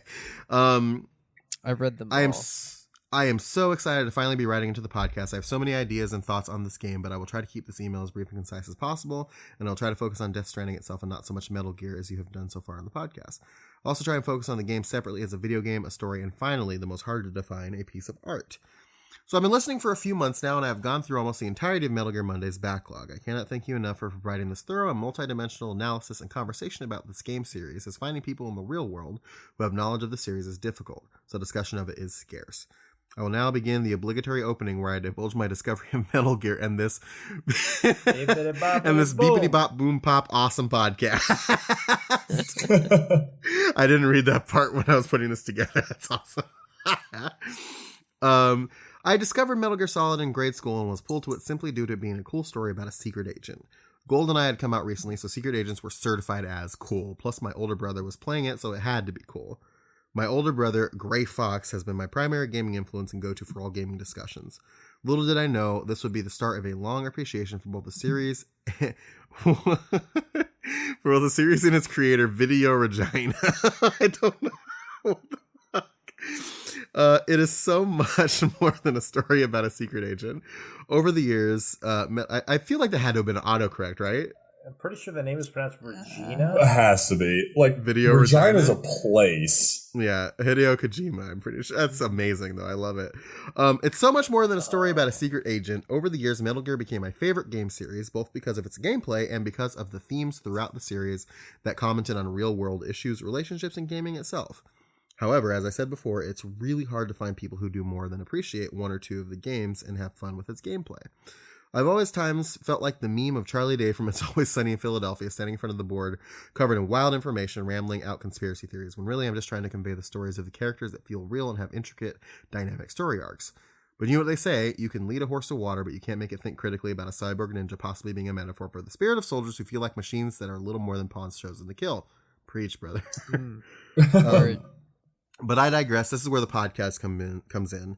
After years of discussing the intricacies of the Metal Gear universe with my brother, I sought an online community to supplement the fact that no one I know has any deep knowledge of the series. I luckily and immediately found the MGM podcast. Honestly, my coworkers should contribute to your Patreon, as a podcast provided them with solace from my never-ending journey to find people that want to talk about Metal Gear and spared them from me exercising my ability to relate Metal Gear to things. Yes, I guess I am that Metal Gear guy. I absolutely love large, intricate story and went in head first. Anyway, I listened through most of the backlog and plan to buy Death Stranding and play through at the same time as y'all, which brings me to the next part, my experience with Death Stranding. When I first started this game, my experience was not unlike those I've heard on the podcast. I was speechless for the game to finally be here and also to explore a new world created by Kojima. This wasn't a sequel, this wasn't another chapter in the massive behemoth that is the story of Metal Gear, and this wasn't even fitting into an easily described genre. It was new. What I was seeing seemed to be purely Kojima, and I was ecstatic about it. I watched the first cut scenes and was confused, but I was okay with that because I expected that. I mean, after all, the lolly lule low, lol. When I first walked out of Capital Knot City, I was floored by the realistic beauty and taken with a feeling of being at the start of an amazing adventure. At the start of the first low roar song, the game's atmosphere had me 100% immersed in that world. Cole, would you like to take it from here? This feeling continued all the way through Chapter 3. I know they are called episodes, but it just feels natural calling them chapters, so there you go, LOL. Yeah, we called them chapters too quite a bit. It's fine. It's totally fine. Anyways, I had a great time delivering packages, learning how to use the equipment, and in general, soaking in the different environments and terrain. Meeting Hicks was great, and Troy Baker could not have done better as the smartass, condescending villain. I agree. 1,000% agree. Yeah. I was always kind of expecting him to show up and do something mischievous, and traveling with that feeling was fun. Completely agree. Mm-hmm. My brother and I were texting daily about our progress in the game and moving forward at the same pace. The fact that the game had strengthened our connection in the real world was not lost to us as we moved forward. That was kind of something that happened to me and Chris, if I'm being so honest. Yeah. Chapter 4 could not have come at a better time. I had completed the road from Port Knot to South Knot City for no other reason than to help other players and deliver pizzas. Chris? This is big Hampton energy right here. It's very big Hampton energy. BHE. I did feel accomplished, but all the road building grind had me feeling burnt out and worried about pacing decisions. That made Chapter 4 and the first Chiral Superstorm all that much more awesome Really made me appreciate the patient pacing of this game. It also reinforced the idea that I had, that you guys mentioned on the podcast. The game was reading my mind. At several moments, Sam's commentary, as well as when information was given, seemed very well timed. Chapter 4 was no exception to that well-approached timing. Now, my journey with Mama. When I saw the large, snow-capped mountain behind the weather station, my initial thought was that you could not climb over it or traverse it, as terrain was too treacherous. Boy, have I got a story to tell on the Patriot Club if you're subscribed. Years of gaming told me that this was a quote-unquote wall that was built that I could only go around and not over. Cue Sam, by the way. Cue the Ballad of the Man Who Built Many Roads here. I'm not going to because I don't think that's an actual song. It is now. And if that song hasn't been written, well, I could write it. Please write it and send it to us, and we will retroactively do all of this. No, we won't. Yes, we will. Yes, we will. I will. Nope, okay, nope. You can edit this then, Cole. I will edit this if you send it in. Because I then completed the roads all the way up to Mountain Knot City. This was hours of grinding, but when I found out I had to take Mama's body to Mountain Knot, I simply strapped her to my back and rode a motorcycle to Mountain Knot. The actual journey just took a few minutes, and the grinding to build the roads got tedious but felt rewarding. I was honestly confused with how much I was affecting other players' worlds, but I was able to enjoy the feeling of being a workhorse for the good of the general online community. I think this feeling of working for the greater good and overcoming tedious tasks, or a general theme of this game, fit well with Sam's seemingly reluctant role as the great but reluctant deliverer. Suffer so that others do not have to suffer as you have. I will discuss story and cutscenes later, but here's my experience in the infamous mountains. My time in the mountains was initially very difficult, as was it for all of us, friend. The timefall snow and not having BB made item management and maintenance more difficult, and avoiding BTs more difficult as well. However, I made sure to keep quite a few level 2 PCCs on me and built an intricate series of zip lines in the mountains that made most deliveries less than 10 minutes. Fucking brilliant and lucky. For me, this kind of continued the theme of trudging on but creating a path for others. The zip lines did benefit me, but I did like the idea that hopefully when others connected to the chiral network, it would benefit them as well. I was surprised when you guys said you didn't use the zip lines much, because I had no idea how to personally use them. So let me, what I wanted to say, whenever I would come across this, I'll clarify. Because with the zip lines, like, you have to build at least 2 for them to work because you have to connect them together, right? So it'd be difficult anyway because you have to make the trek to build the zip lines. And I just never built them, and neither did anybody else in my game. So I would find a zip line, but there wouldn't be any zip lines around it to connect to anything, so I just never used them. And that's why I didn't use them. It just felt tedious to me. I just never figured it. Yeah, it's a lot. Yeah, so that's why I didn't use them. It wasn't like because I was like, no, fuck the zip lines. It was just because, like, I didn't make any, and neither did anybody else in my game. So, he goes on.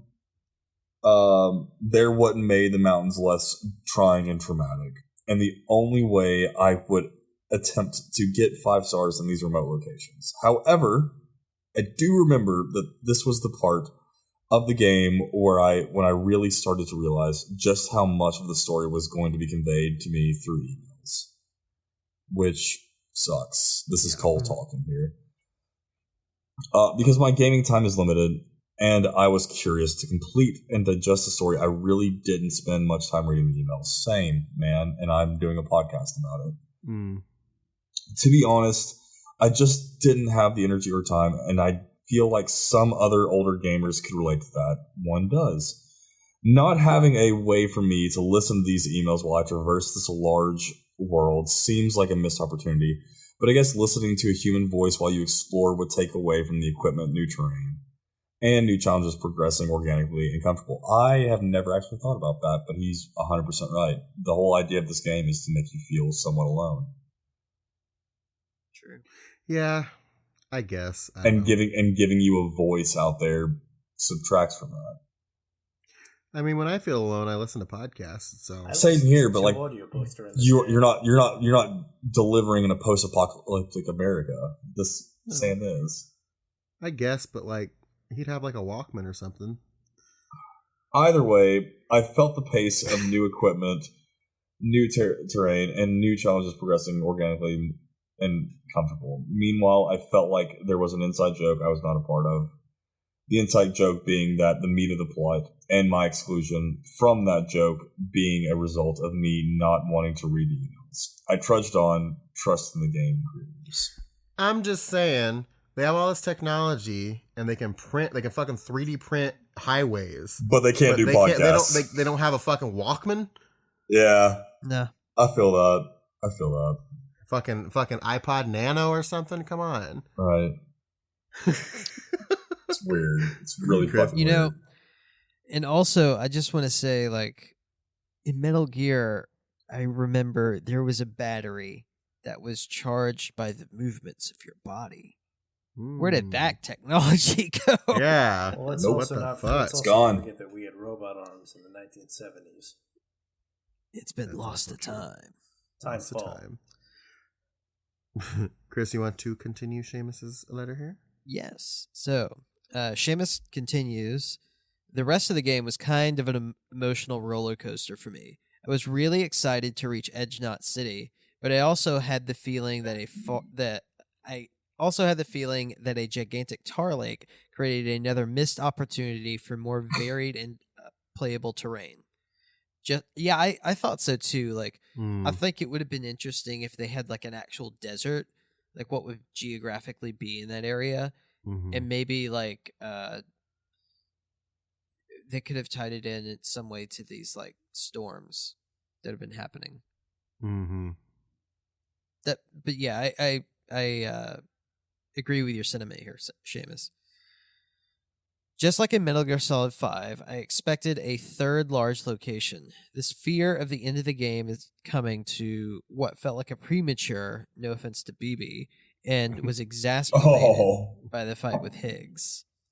It so much resembled the end of several Metal Gears that I was worried that the story was about to end before I had taken the time to read the emails and really be inside of it.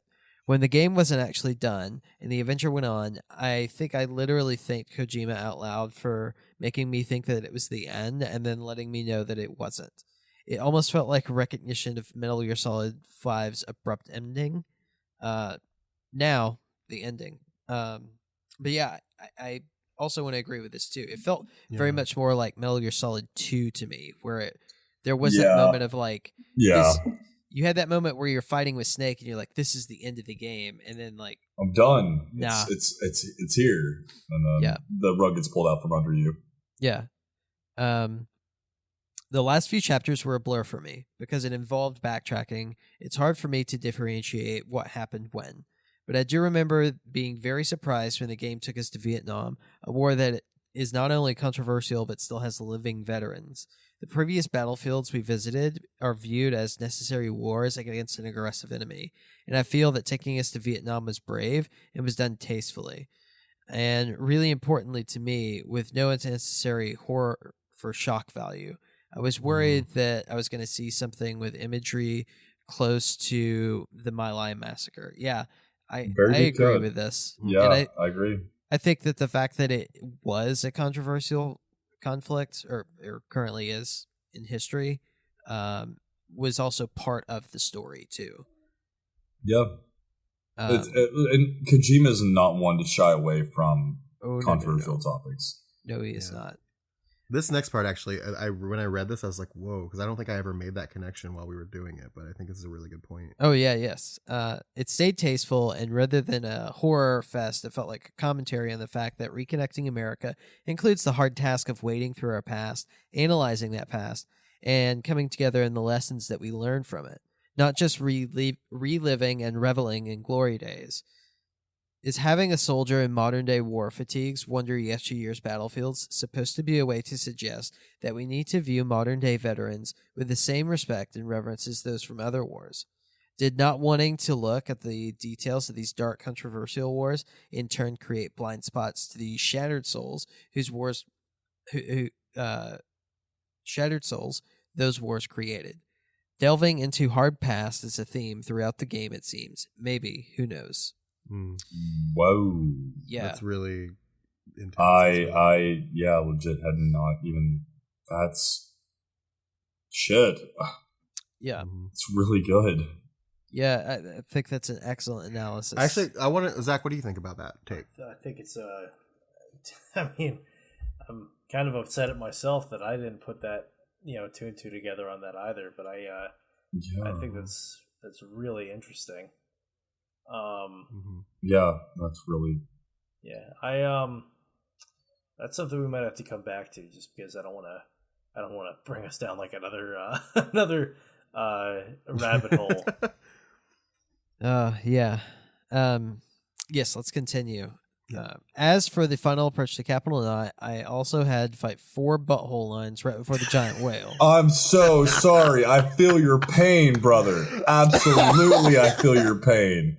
But really, I didn't have a hard time defeating either. Maybe it's because I played so much Metal Gear Solid 5, but having so many hermetic grenades along with the fact that butthole lines have fairly predictable animations made balancing who to throw grenades at when pretty easy to do. You should be on this podcast instead of me because I didn't know what to do. As for the whale, I just walked in circles and shot it with quadruple rocket launcher. Okay, so the mini bosses before the real boss are defeated. Time for me to feel challenged. Right? Wrong. Dang. After defeating Cliff, taking virtually no damage, defeating 4 butthole lines, and a giant BT whale, I instead was led to the final interactive cutscene with deep metaphorical implications. I brought you a metaphor. Kojima speaks to us in metaphors, for sure. Literally all he does. I love Kojima's storytelling, and I have no problem with metaphors or long cutscenes, but give me that satisfying last battle that lets me know I became better at this game. I want to know I became a badass at the combat, not just a savant at item management. Regardless, the whole game is a crescendo into this hug, rejecting the stick and pulling the rope. I really like this statement, especially in a game whose premise is based upon connection. That was the connection I felt when I was building these roads and zip lines and generators, etc., and I was doing so right after launch.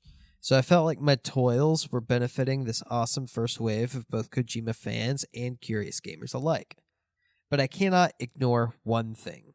That anyone who has made it this far in this game and is going to think hard enough to receive that message probably already understands it.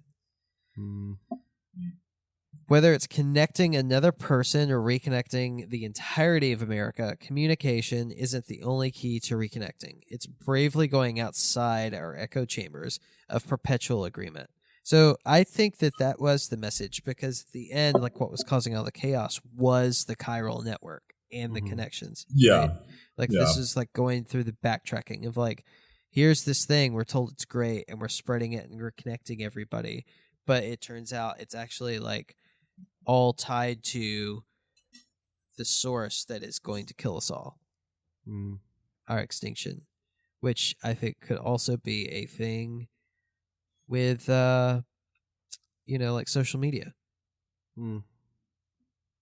So, hell, that's one great thing about this podcast. This podcast has an ability to discuss and appreciate Metal Gear while also being able to play devil's advocate and say how it could have done things better.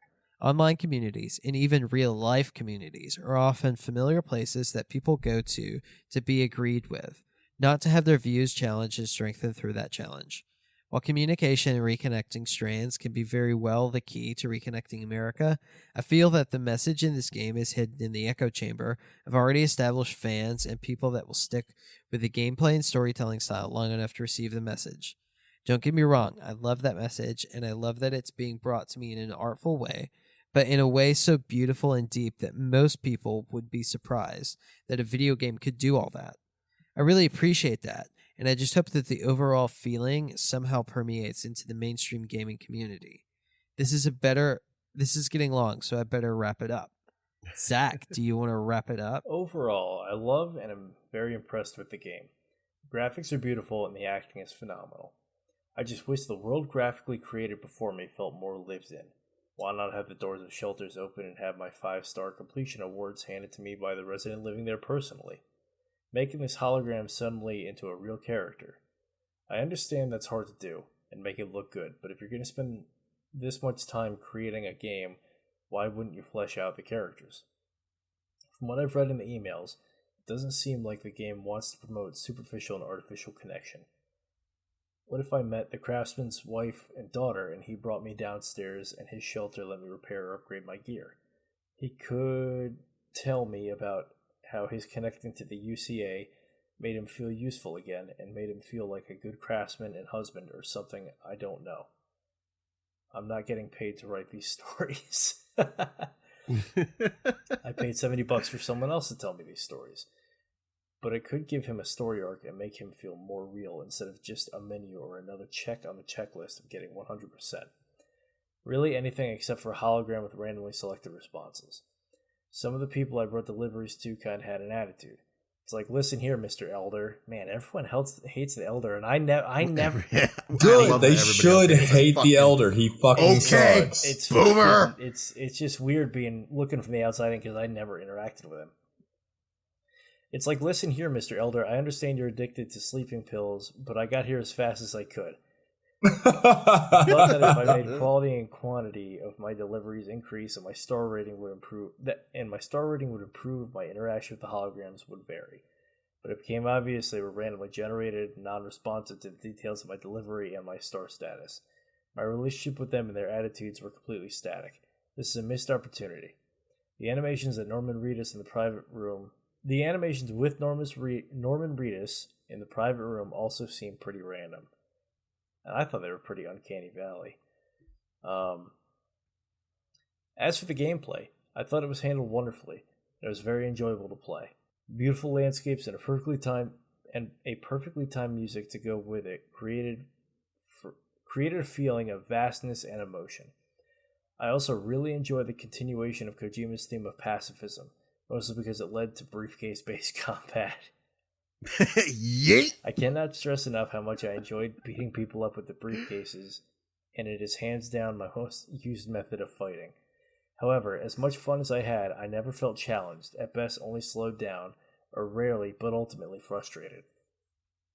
I mean this in regards to both land traversal and fighting sequences. Obviously, stealth and avoiding combat is the best, and perceived suggested option. However, I grew weary of tapping square to escape oil boys and not be pulled into oil boys. We got oil boys and milky boys with butthole lion that included unskippable animations and cutscenes. Oh, I fucking hear that, Seamus. Not to mention that agonizingly frequent unskippable scene when the Odenkirk activating and deactivating the Ogle Shrek. Oh my god. It's cool. Oh my god. But watching the animations hundreds of times was infuriating. It almost made me quit the game in chapters 2 and 3. Fucking don't blame preach you, it, brother. How do you spend this much time, money, and mental energy making a game and still have something like that in it? It was probably. I hope that it was just an oversight that'll get patched out eventually. It won't. Also, why could you not put a little crane on my truck and have my cargo bed have a convertible top so I could pick stuff up and put it in my truck without getting out? Getting in and out of the truck. Because that would be too easy. Getting in and out of the truck and having to look at that unskippable 2-second scene deterred me from getting out and getting packages. This may come off as impatient, it doesn't, but I truly don't mind sitting through story building or trekking through hard terrain to help build emotion into atmosphere. But please don't make me watch repetitive and unskippable things that add nothing. Dude, I want to buy you a fucking drink. You're just reading my mind. Yeah, come to Chattanooga. I got you, buddy. Like, you're not paying for anything. I got you. Give me the tools I need to remain immersed. In summation, the gameplay handles wonderfully and is enjoyable. It just seems a little repetitive due to lack of enemy variety and actual frequency of their presence, as well as unskippable moments. My thoughts on the story. Within the DNA of with all the games Kojima has created, his love of cinema is intertwined. This is what drew me to his storytelling. I have no idea how many times my brother and I sat down and played the entirety of Metal Gear or our favorite segments. It feels like revisiting a cult classic movie, a dense, revisitable, contained story. By the time you arrive at Shadow Moses and MGS-1, there are 18 hours until the quote, terrorists launch the nuke, end quote. What follows is a story of one night in which Solid Snake prevails. Even if you run around shooting people in the helipad for a week, it's implied that the whole story is contained within one night. This general feeling of a contained story continues to Metal Gear Solid 4, with an arguable break in the format during Peace Walker. I bring up Metal Gear Solid to accentuate a storytelling approach I perceive Metal Gear Solid 5 had that Death Stranding also has. Kojima's attempt to tell a dense, intricate, sometimes linear, self-contained story within an open world. Doing this, I don't feel like I could sit down and revisit the story of Venom Snake in an easily accessible way, and I feel the same way about revisiting Sam's adventure. In general, the important story of Death Stranding seems spread out and a bit hard to digest. I don't see myself as being able to sit down with my brother and revisit this game in a night. Yeah, me too. Though the figurines in the private room help. This is my opinion only, and it has a lot to do with video games' role in my life at this time. Now, the game as a piece of art. I think as art, the game is absolutely phenomenal. The artist Kojima has created exactly what he wanted to create, and has said exactly what he wants to say. I've always felt that Kojima has been out there, letting people know games can be seen as art and viewed with a critical eye to promote thought and make as much of an impact as other mediums have and do. Even if he's off in left field, I will meet Kojima out there, because he usually has something worthwhile to say. Genes, memes, scene, and now connectivity and the lack of it. I'll round us home here. Overall, I love the game. It's a bold attempt to make a statement and ignore industry norms, and it's smooth gameplay. I would recommend it to someone who I know has patience and an open mind to really appreciate it, and it's so awesomely Kojima. However, I wish the world felt more full, the characters more fleshed out, and the story was more accessible. Thank you so much. Again, I'm sorry this is so long. I had a lot of notes and tried to be as concise as possible. My hand! Thank you for your patience, Moose. And if you want to add Moose on PSM, it's LED Big Boss Zep, LED Big Boss ZEP. And we've got one more listener response here from Ben De La Rosa, and this is a little bit more of a traditional. So Ben has not caught up to the podcast up to now, and I'm going to read this as written, so there's going to be a lot of references to things, and he's going to be very surprised when he gets here and listens to this. Hey, Ben. Hey, Ben. Long-time listener, first-time caller, Alessio. Break out the editing pen. It's going to be a long one. And this will also be Isaac-friendly, no potty talk. Actually, it's long, so we probably don't want Isaac reading this on air, or do we? Well, I'm breaking out the editing pen, and Isaac's no longer here. I'm closest to Isaac, and I don't mind potty talk. Let's go. Yep, let's go. Prologue. How I found the show. Searching for Metal Gear Solid music on Spotify and the podcast was a suggestion. Started listening to the cast in early May 2019, and it was around that time that Donna Burke-Tichy was working on something for the Metal Gear Solid fans. And then I saw the team was able to interview her. I've never listened to a podcast before with the exception of the ones in Metal Gear Solid 4. Decided to listen to the Twin Snakes episode, which is episode 95, as a test. Didn't want to listen to episode 1 right away, figuring the quality might not be great. You're right. So thank you for doing that. But episode 95 is recent enough to get a good feel vibe of the show. Obviously, I liked it. Otherwise, I wouldn't be doing a listener response for the first 96 episodes and everything in between.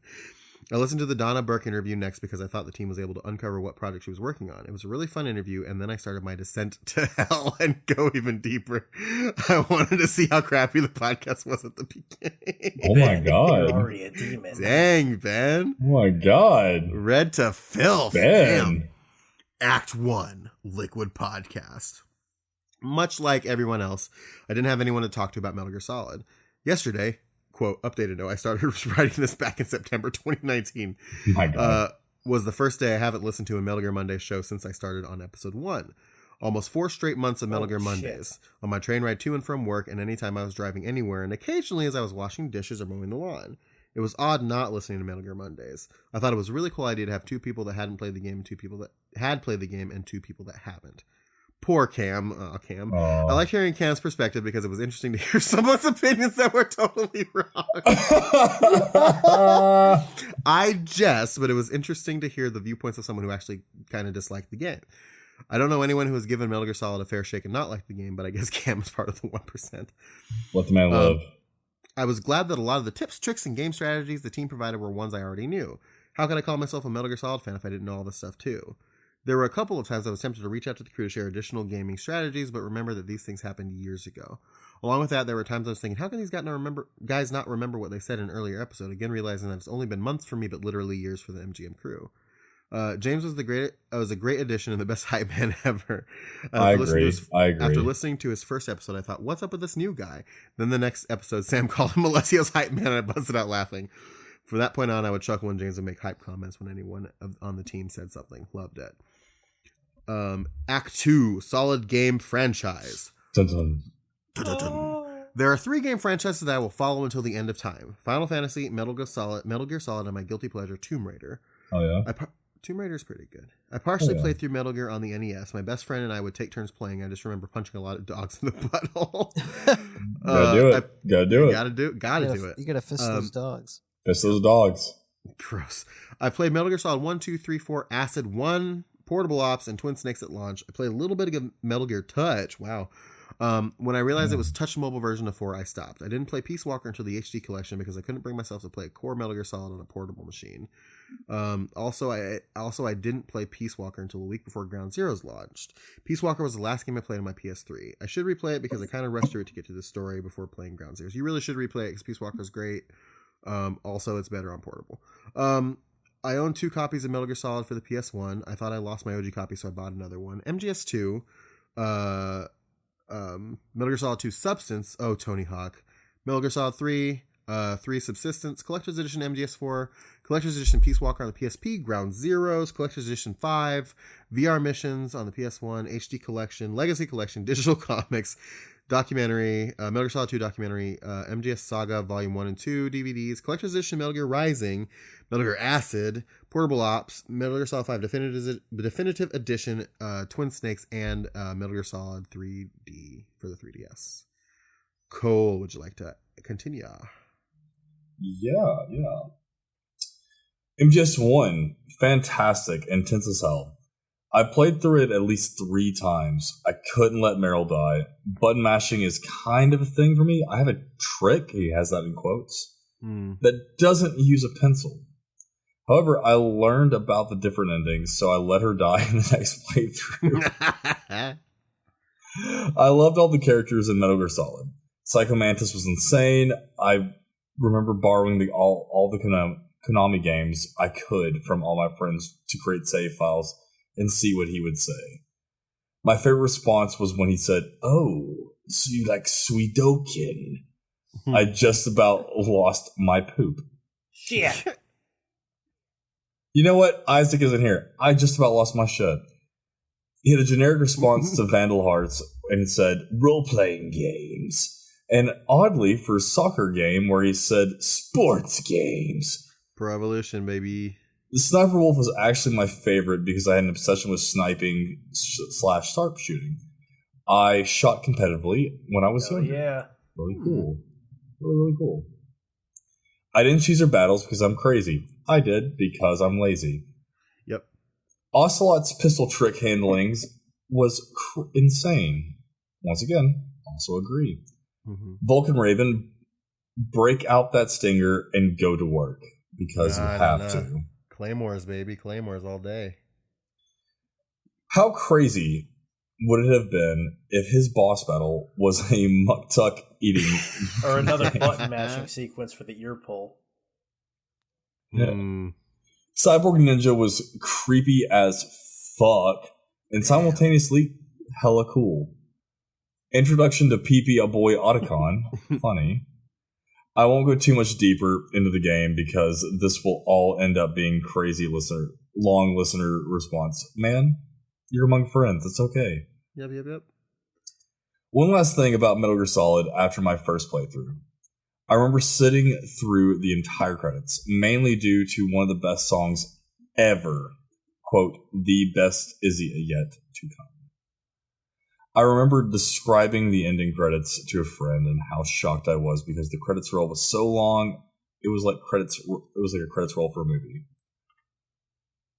We now go to Metal Gear Solid 2. The amount of anger and bitterness at the bait and switch. It unfortunately did not let me enjoy the game to its fullest, which is really sad because I do enjoy this game. 2 is really good. There was so much hype for Metal Gear Solid 2. Remember listening/watching the Metal Gear Solid 2 trailer every night from the trailer release until the game release. I have a QuickTime file of the trailer with the Twin Tower, with the Twin Towers on my computer. Also, that song had quote, "Can't say goodbye to yesterday." I still get goosebumps every time I hear. I stare at the stars in the sky above. Alessio, cue it here. I won't. Only because we will get copyright stricken. It's happened already. Just know that we would love to, but we can't. Yeah. YouTube kind of sucks. Yeah. I angrily played it through the first time, but I did play it 3 times through.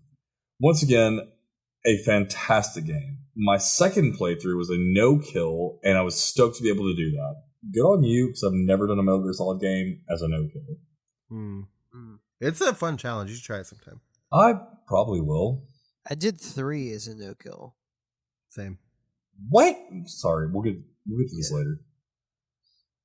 I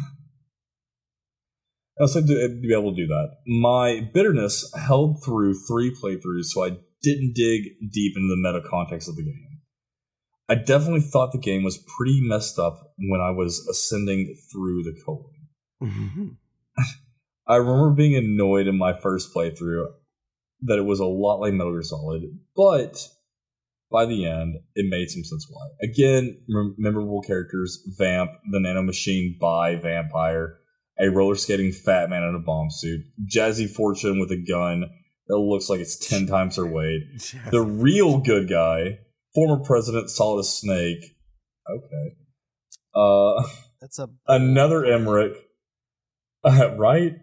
Another Emmerich, and the most memorable Rosemary. Because she's so dadgum annoying.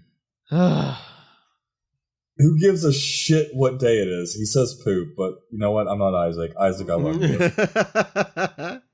And I feel like dadgum was supposed to be goddamn, so I'll throw that one out there too. I'll tell you what day it is. The day you leave me the fuck alone. I kind of think you should have said cuss because it's funny. You leave me the cuss alone. I'll tell you what day it is. The day you leave me the cuss alone. Also, the day you go bang old man Campbell. Yikes. Wow. Chris, you want to talk about Metal Gear Solid 3? Someday you'll feed on a tree frog. I was a little annoyed that we weren't playing as Solid Snake, but when I realized the game is the origin story of Big Boss, I was totally down with it. Having the Snake Eater theme song basically be a James Bond song was completely appropriate since Naked Snake was a spy. My mind was blown when I made that connection, and it made me like the game even more.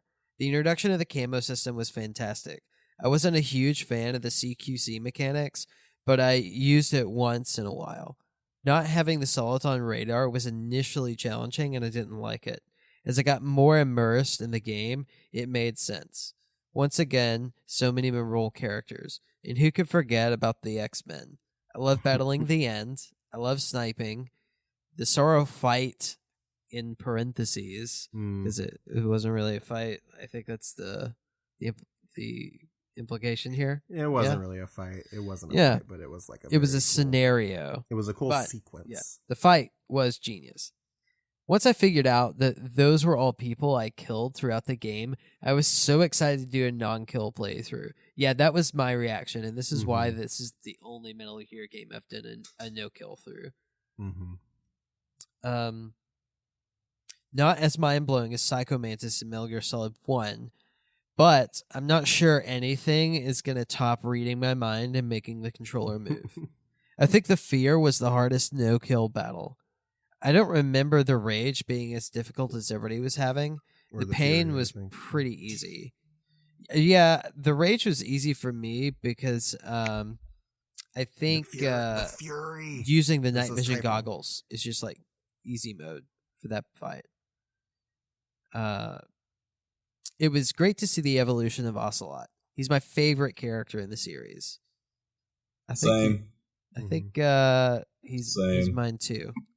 I think so. Eva was also an interesting character, but was bummed out by the betrayal at the end. Then there's the boss, the mother of the special forces. Made the ultimate sacrifice for her country and her star pupil. Probably the most memorable boss fight in all of Metal Gear Solid. Mad respect for the boss, the joy. The ladder. Oh my god, yes, both of those. Metal Gear Solid 4. Oddly, there isn't a song that really sticks out for me. There's the cover of Here's to You at the end when they use the old Snake theme a lot. And they use the old Snake theme a lot. But nothing really sticks out like in the first three. I love this game. The game mechanics plus the pseudo-open world was great. The Octo camo is amazing, and I learned a lot about octopi due to this game. I agree that the cutscenes got lengthy. Kojima was totally aware. They were so long that there would be saving points to break up the cutscenes. Metal Gear Solid was a huge data dump, which totally makes sense because it was supposed to be the last Metal Gear Solid game. It definitely closed the story arc for Solid Snake, so I kind of look at Metal Gear Solid as two trilogy series. I unlocked almost everything. I think the only thing I didn't do is a no-kill, no-alert run on the big boss difficulties. I mean, that would be a feat. When they updated so much patch for trophies, I was bummed they didn't figure out a way to give you the trophies that you already earned. I was going through and collecting all the animal emblems as well. I think one of the trophies is to watch all the flashback scenes. I apparently missed at least one and said F it. I'm not going to go watch all the cutscenes again just to get the trophy. There really weren't a lot of new characters introduced in 4, so it's really tough to give a list of memorable characters as I just did for the first 3.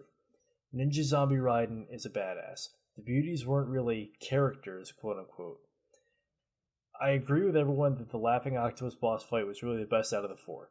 The rest of the boss fights just seemed like they were rehashed from the previous ones. Crying Wolf equals second Sniper Wolf fight. Raging Raven equals Hind D fight. And Screaming Mantis equals Psycho Mantis. Fighting mechanics for the Liquid Ocelot fight was fantastic. The Meryl and Johnny thing was ridiculous. I guess the lesson there is to keep stalking the person you like and eventually they'll like you. That's the secret. Thank you. You've revealed it. Absolutely, for Sunny sure. and her two dads are the best. I want a Stardew Valley, shout out to Stardew Valley, type game, but with Snake, Otacon, and Sunny building and maintaining a farm. That would be an awesome fan animation to see. Metal Gear Solid Peace Walker. How can we ever protect and fight with our tiny souls?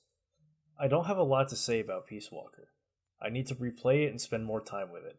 As I said earlier, I rushed through it to get to the story points before I started playing Ground Zeroes. I did enjoy playing through it. I liked managing the base, building Zeke, and sending out my army on those outer ops. I'll take us home here. Act 3, Third Literature. Thanks to the show, I purchased a copy of the Kojima Code.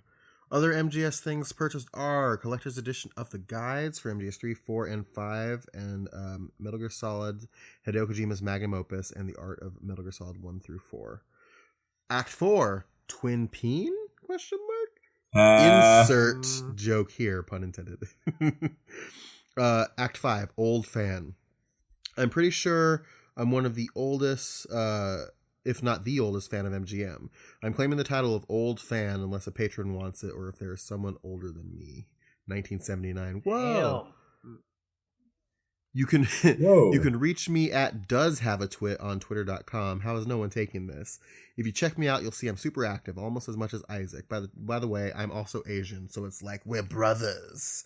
The only reason I have a Twitter account was for work, which is why I never use it. He also wants to add top 5 boss battles. 5 was Psycho Manus from MGS1. Not much needs to be discussed here that hasn't already been throughout the course of MGM. MGS4, Liquid Ocelot, ultimate throwback boss fight. MGS3, The End. I love sniping, and this was a great way to do it. MGS3, The Boss, epic. MGS3, The Ladder. I think it's the theme song that makes this one so great. And then he ranks his MGS games. Controversial opinion. I don't think it's fair to judge them against each other because each iteration of the game feels so different than the previous. The mechanics of each feel so different. It's not like Call of Duty, Battlefield, or any of the EA Sports games where each game in its series has been basically identical for the past 15 years. Sure, subtle changes, but they don't have the game playing changes as the MGS series does. MGS 1 and 2 are probably the most similar, but the feel is different enough. But, he says, gameplay, he ranks it like this. MGS 5, Peace Walker, 4, 3, 2, and then 1. And then for story, he says 3. Hell yeah. And then he ranks 1 and 2 at the same place. 2 doesn't make sense without 1. Then he says Peace Walker, 4, and 5. And Act 6, Naked Ending. Phew! I guess that's it for now. I didn't want to go into too much detail about my play experience in each game because his email was getting too long. At this time, 16th of December 2019, I almost caught up with the podcast. Other than some minor tweaks, I left my listener response unedited from when I started back in September. I'll get started on my response letter for episodes 96 through 107 and maybe get it done by next month. Until then, remember, it's just a box. Ben. Hey. He's going to be very surprised when he gets to these episodes. Ben's PSN is Rosab1. If anyone wants to add him, leave a note that MGM send you. It's ROSAB1. PS, keep on keeping on. Oh yeah, thank you, Ben. And that's it for our listener responses, boobies. Thank you all for sending in your responses. Thank you so much, Bubby. We appreciated you all, boobies. And yeah, that's it for us this week. We're gonna very quickly get up out of here because I think all of us are very tired. We want to go to bed. So I'm gonna say you can find us on the internet, metalgearmondays.com, where you can find links to all of our social medias. Also go to patreon.com/metalgearmondays. We brought it up earlier in the podcast, but we would be remiss if we didn't mention it again. As little as $1 will get you access to cool stuff. So check out that Patreon and pick something. Please do. Pick something that you like. You can also go on other places, metalgearmondays.com. Just check out all of that stuff. Cole, where can they find? Cole, where can they find you on the internet? So you can see my amazing rendition. Thank you to Sean once again on Twitter at I am Cole Duncan. And then you can see both Sean and Teo's work on Instagram at Subterranean Homesick Brews. Mm-hmm. You can find me on Instagram and Twitter at author Zach James.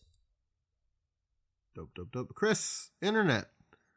You can find me at Chris Hampton II. That's Chris Hampton II. And that's Instagram, Twitter, and Facebook, and LinkedIn. And I'm on the Xbox and PSN as proto_dude.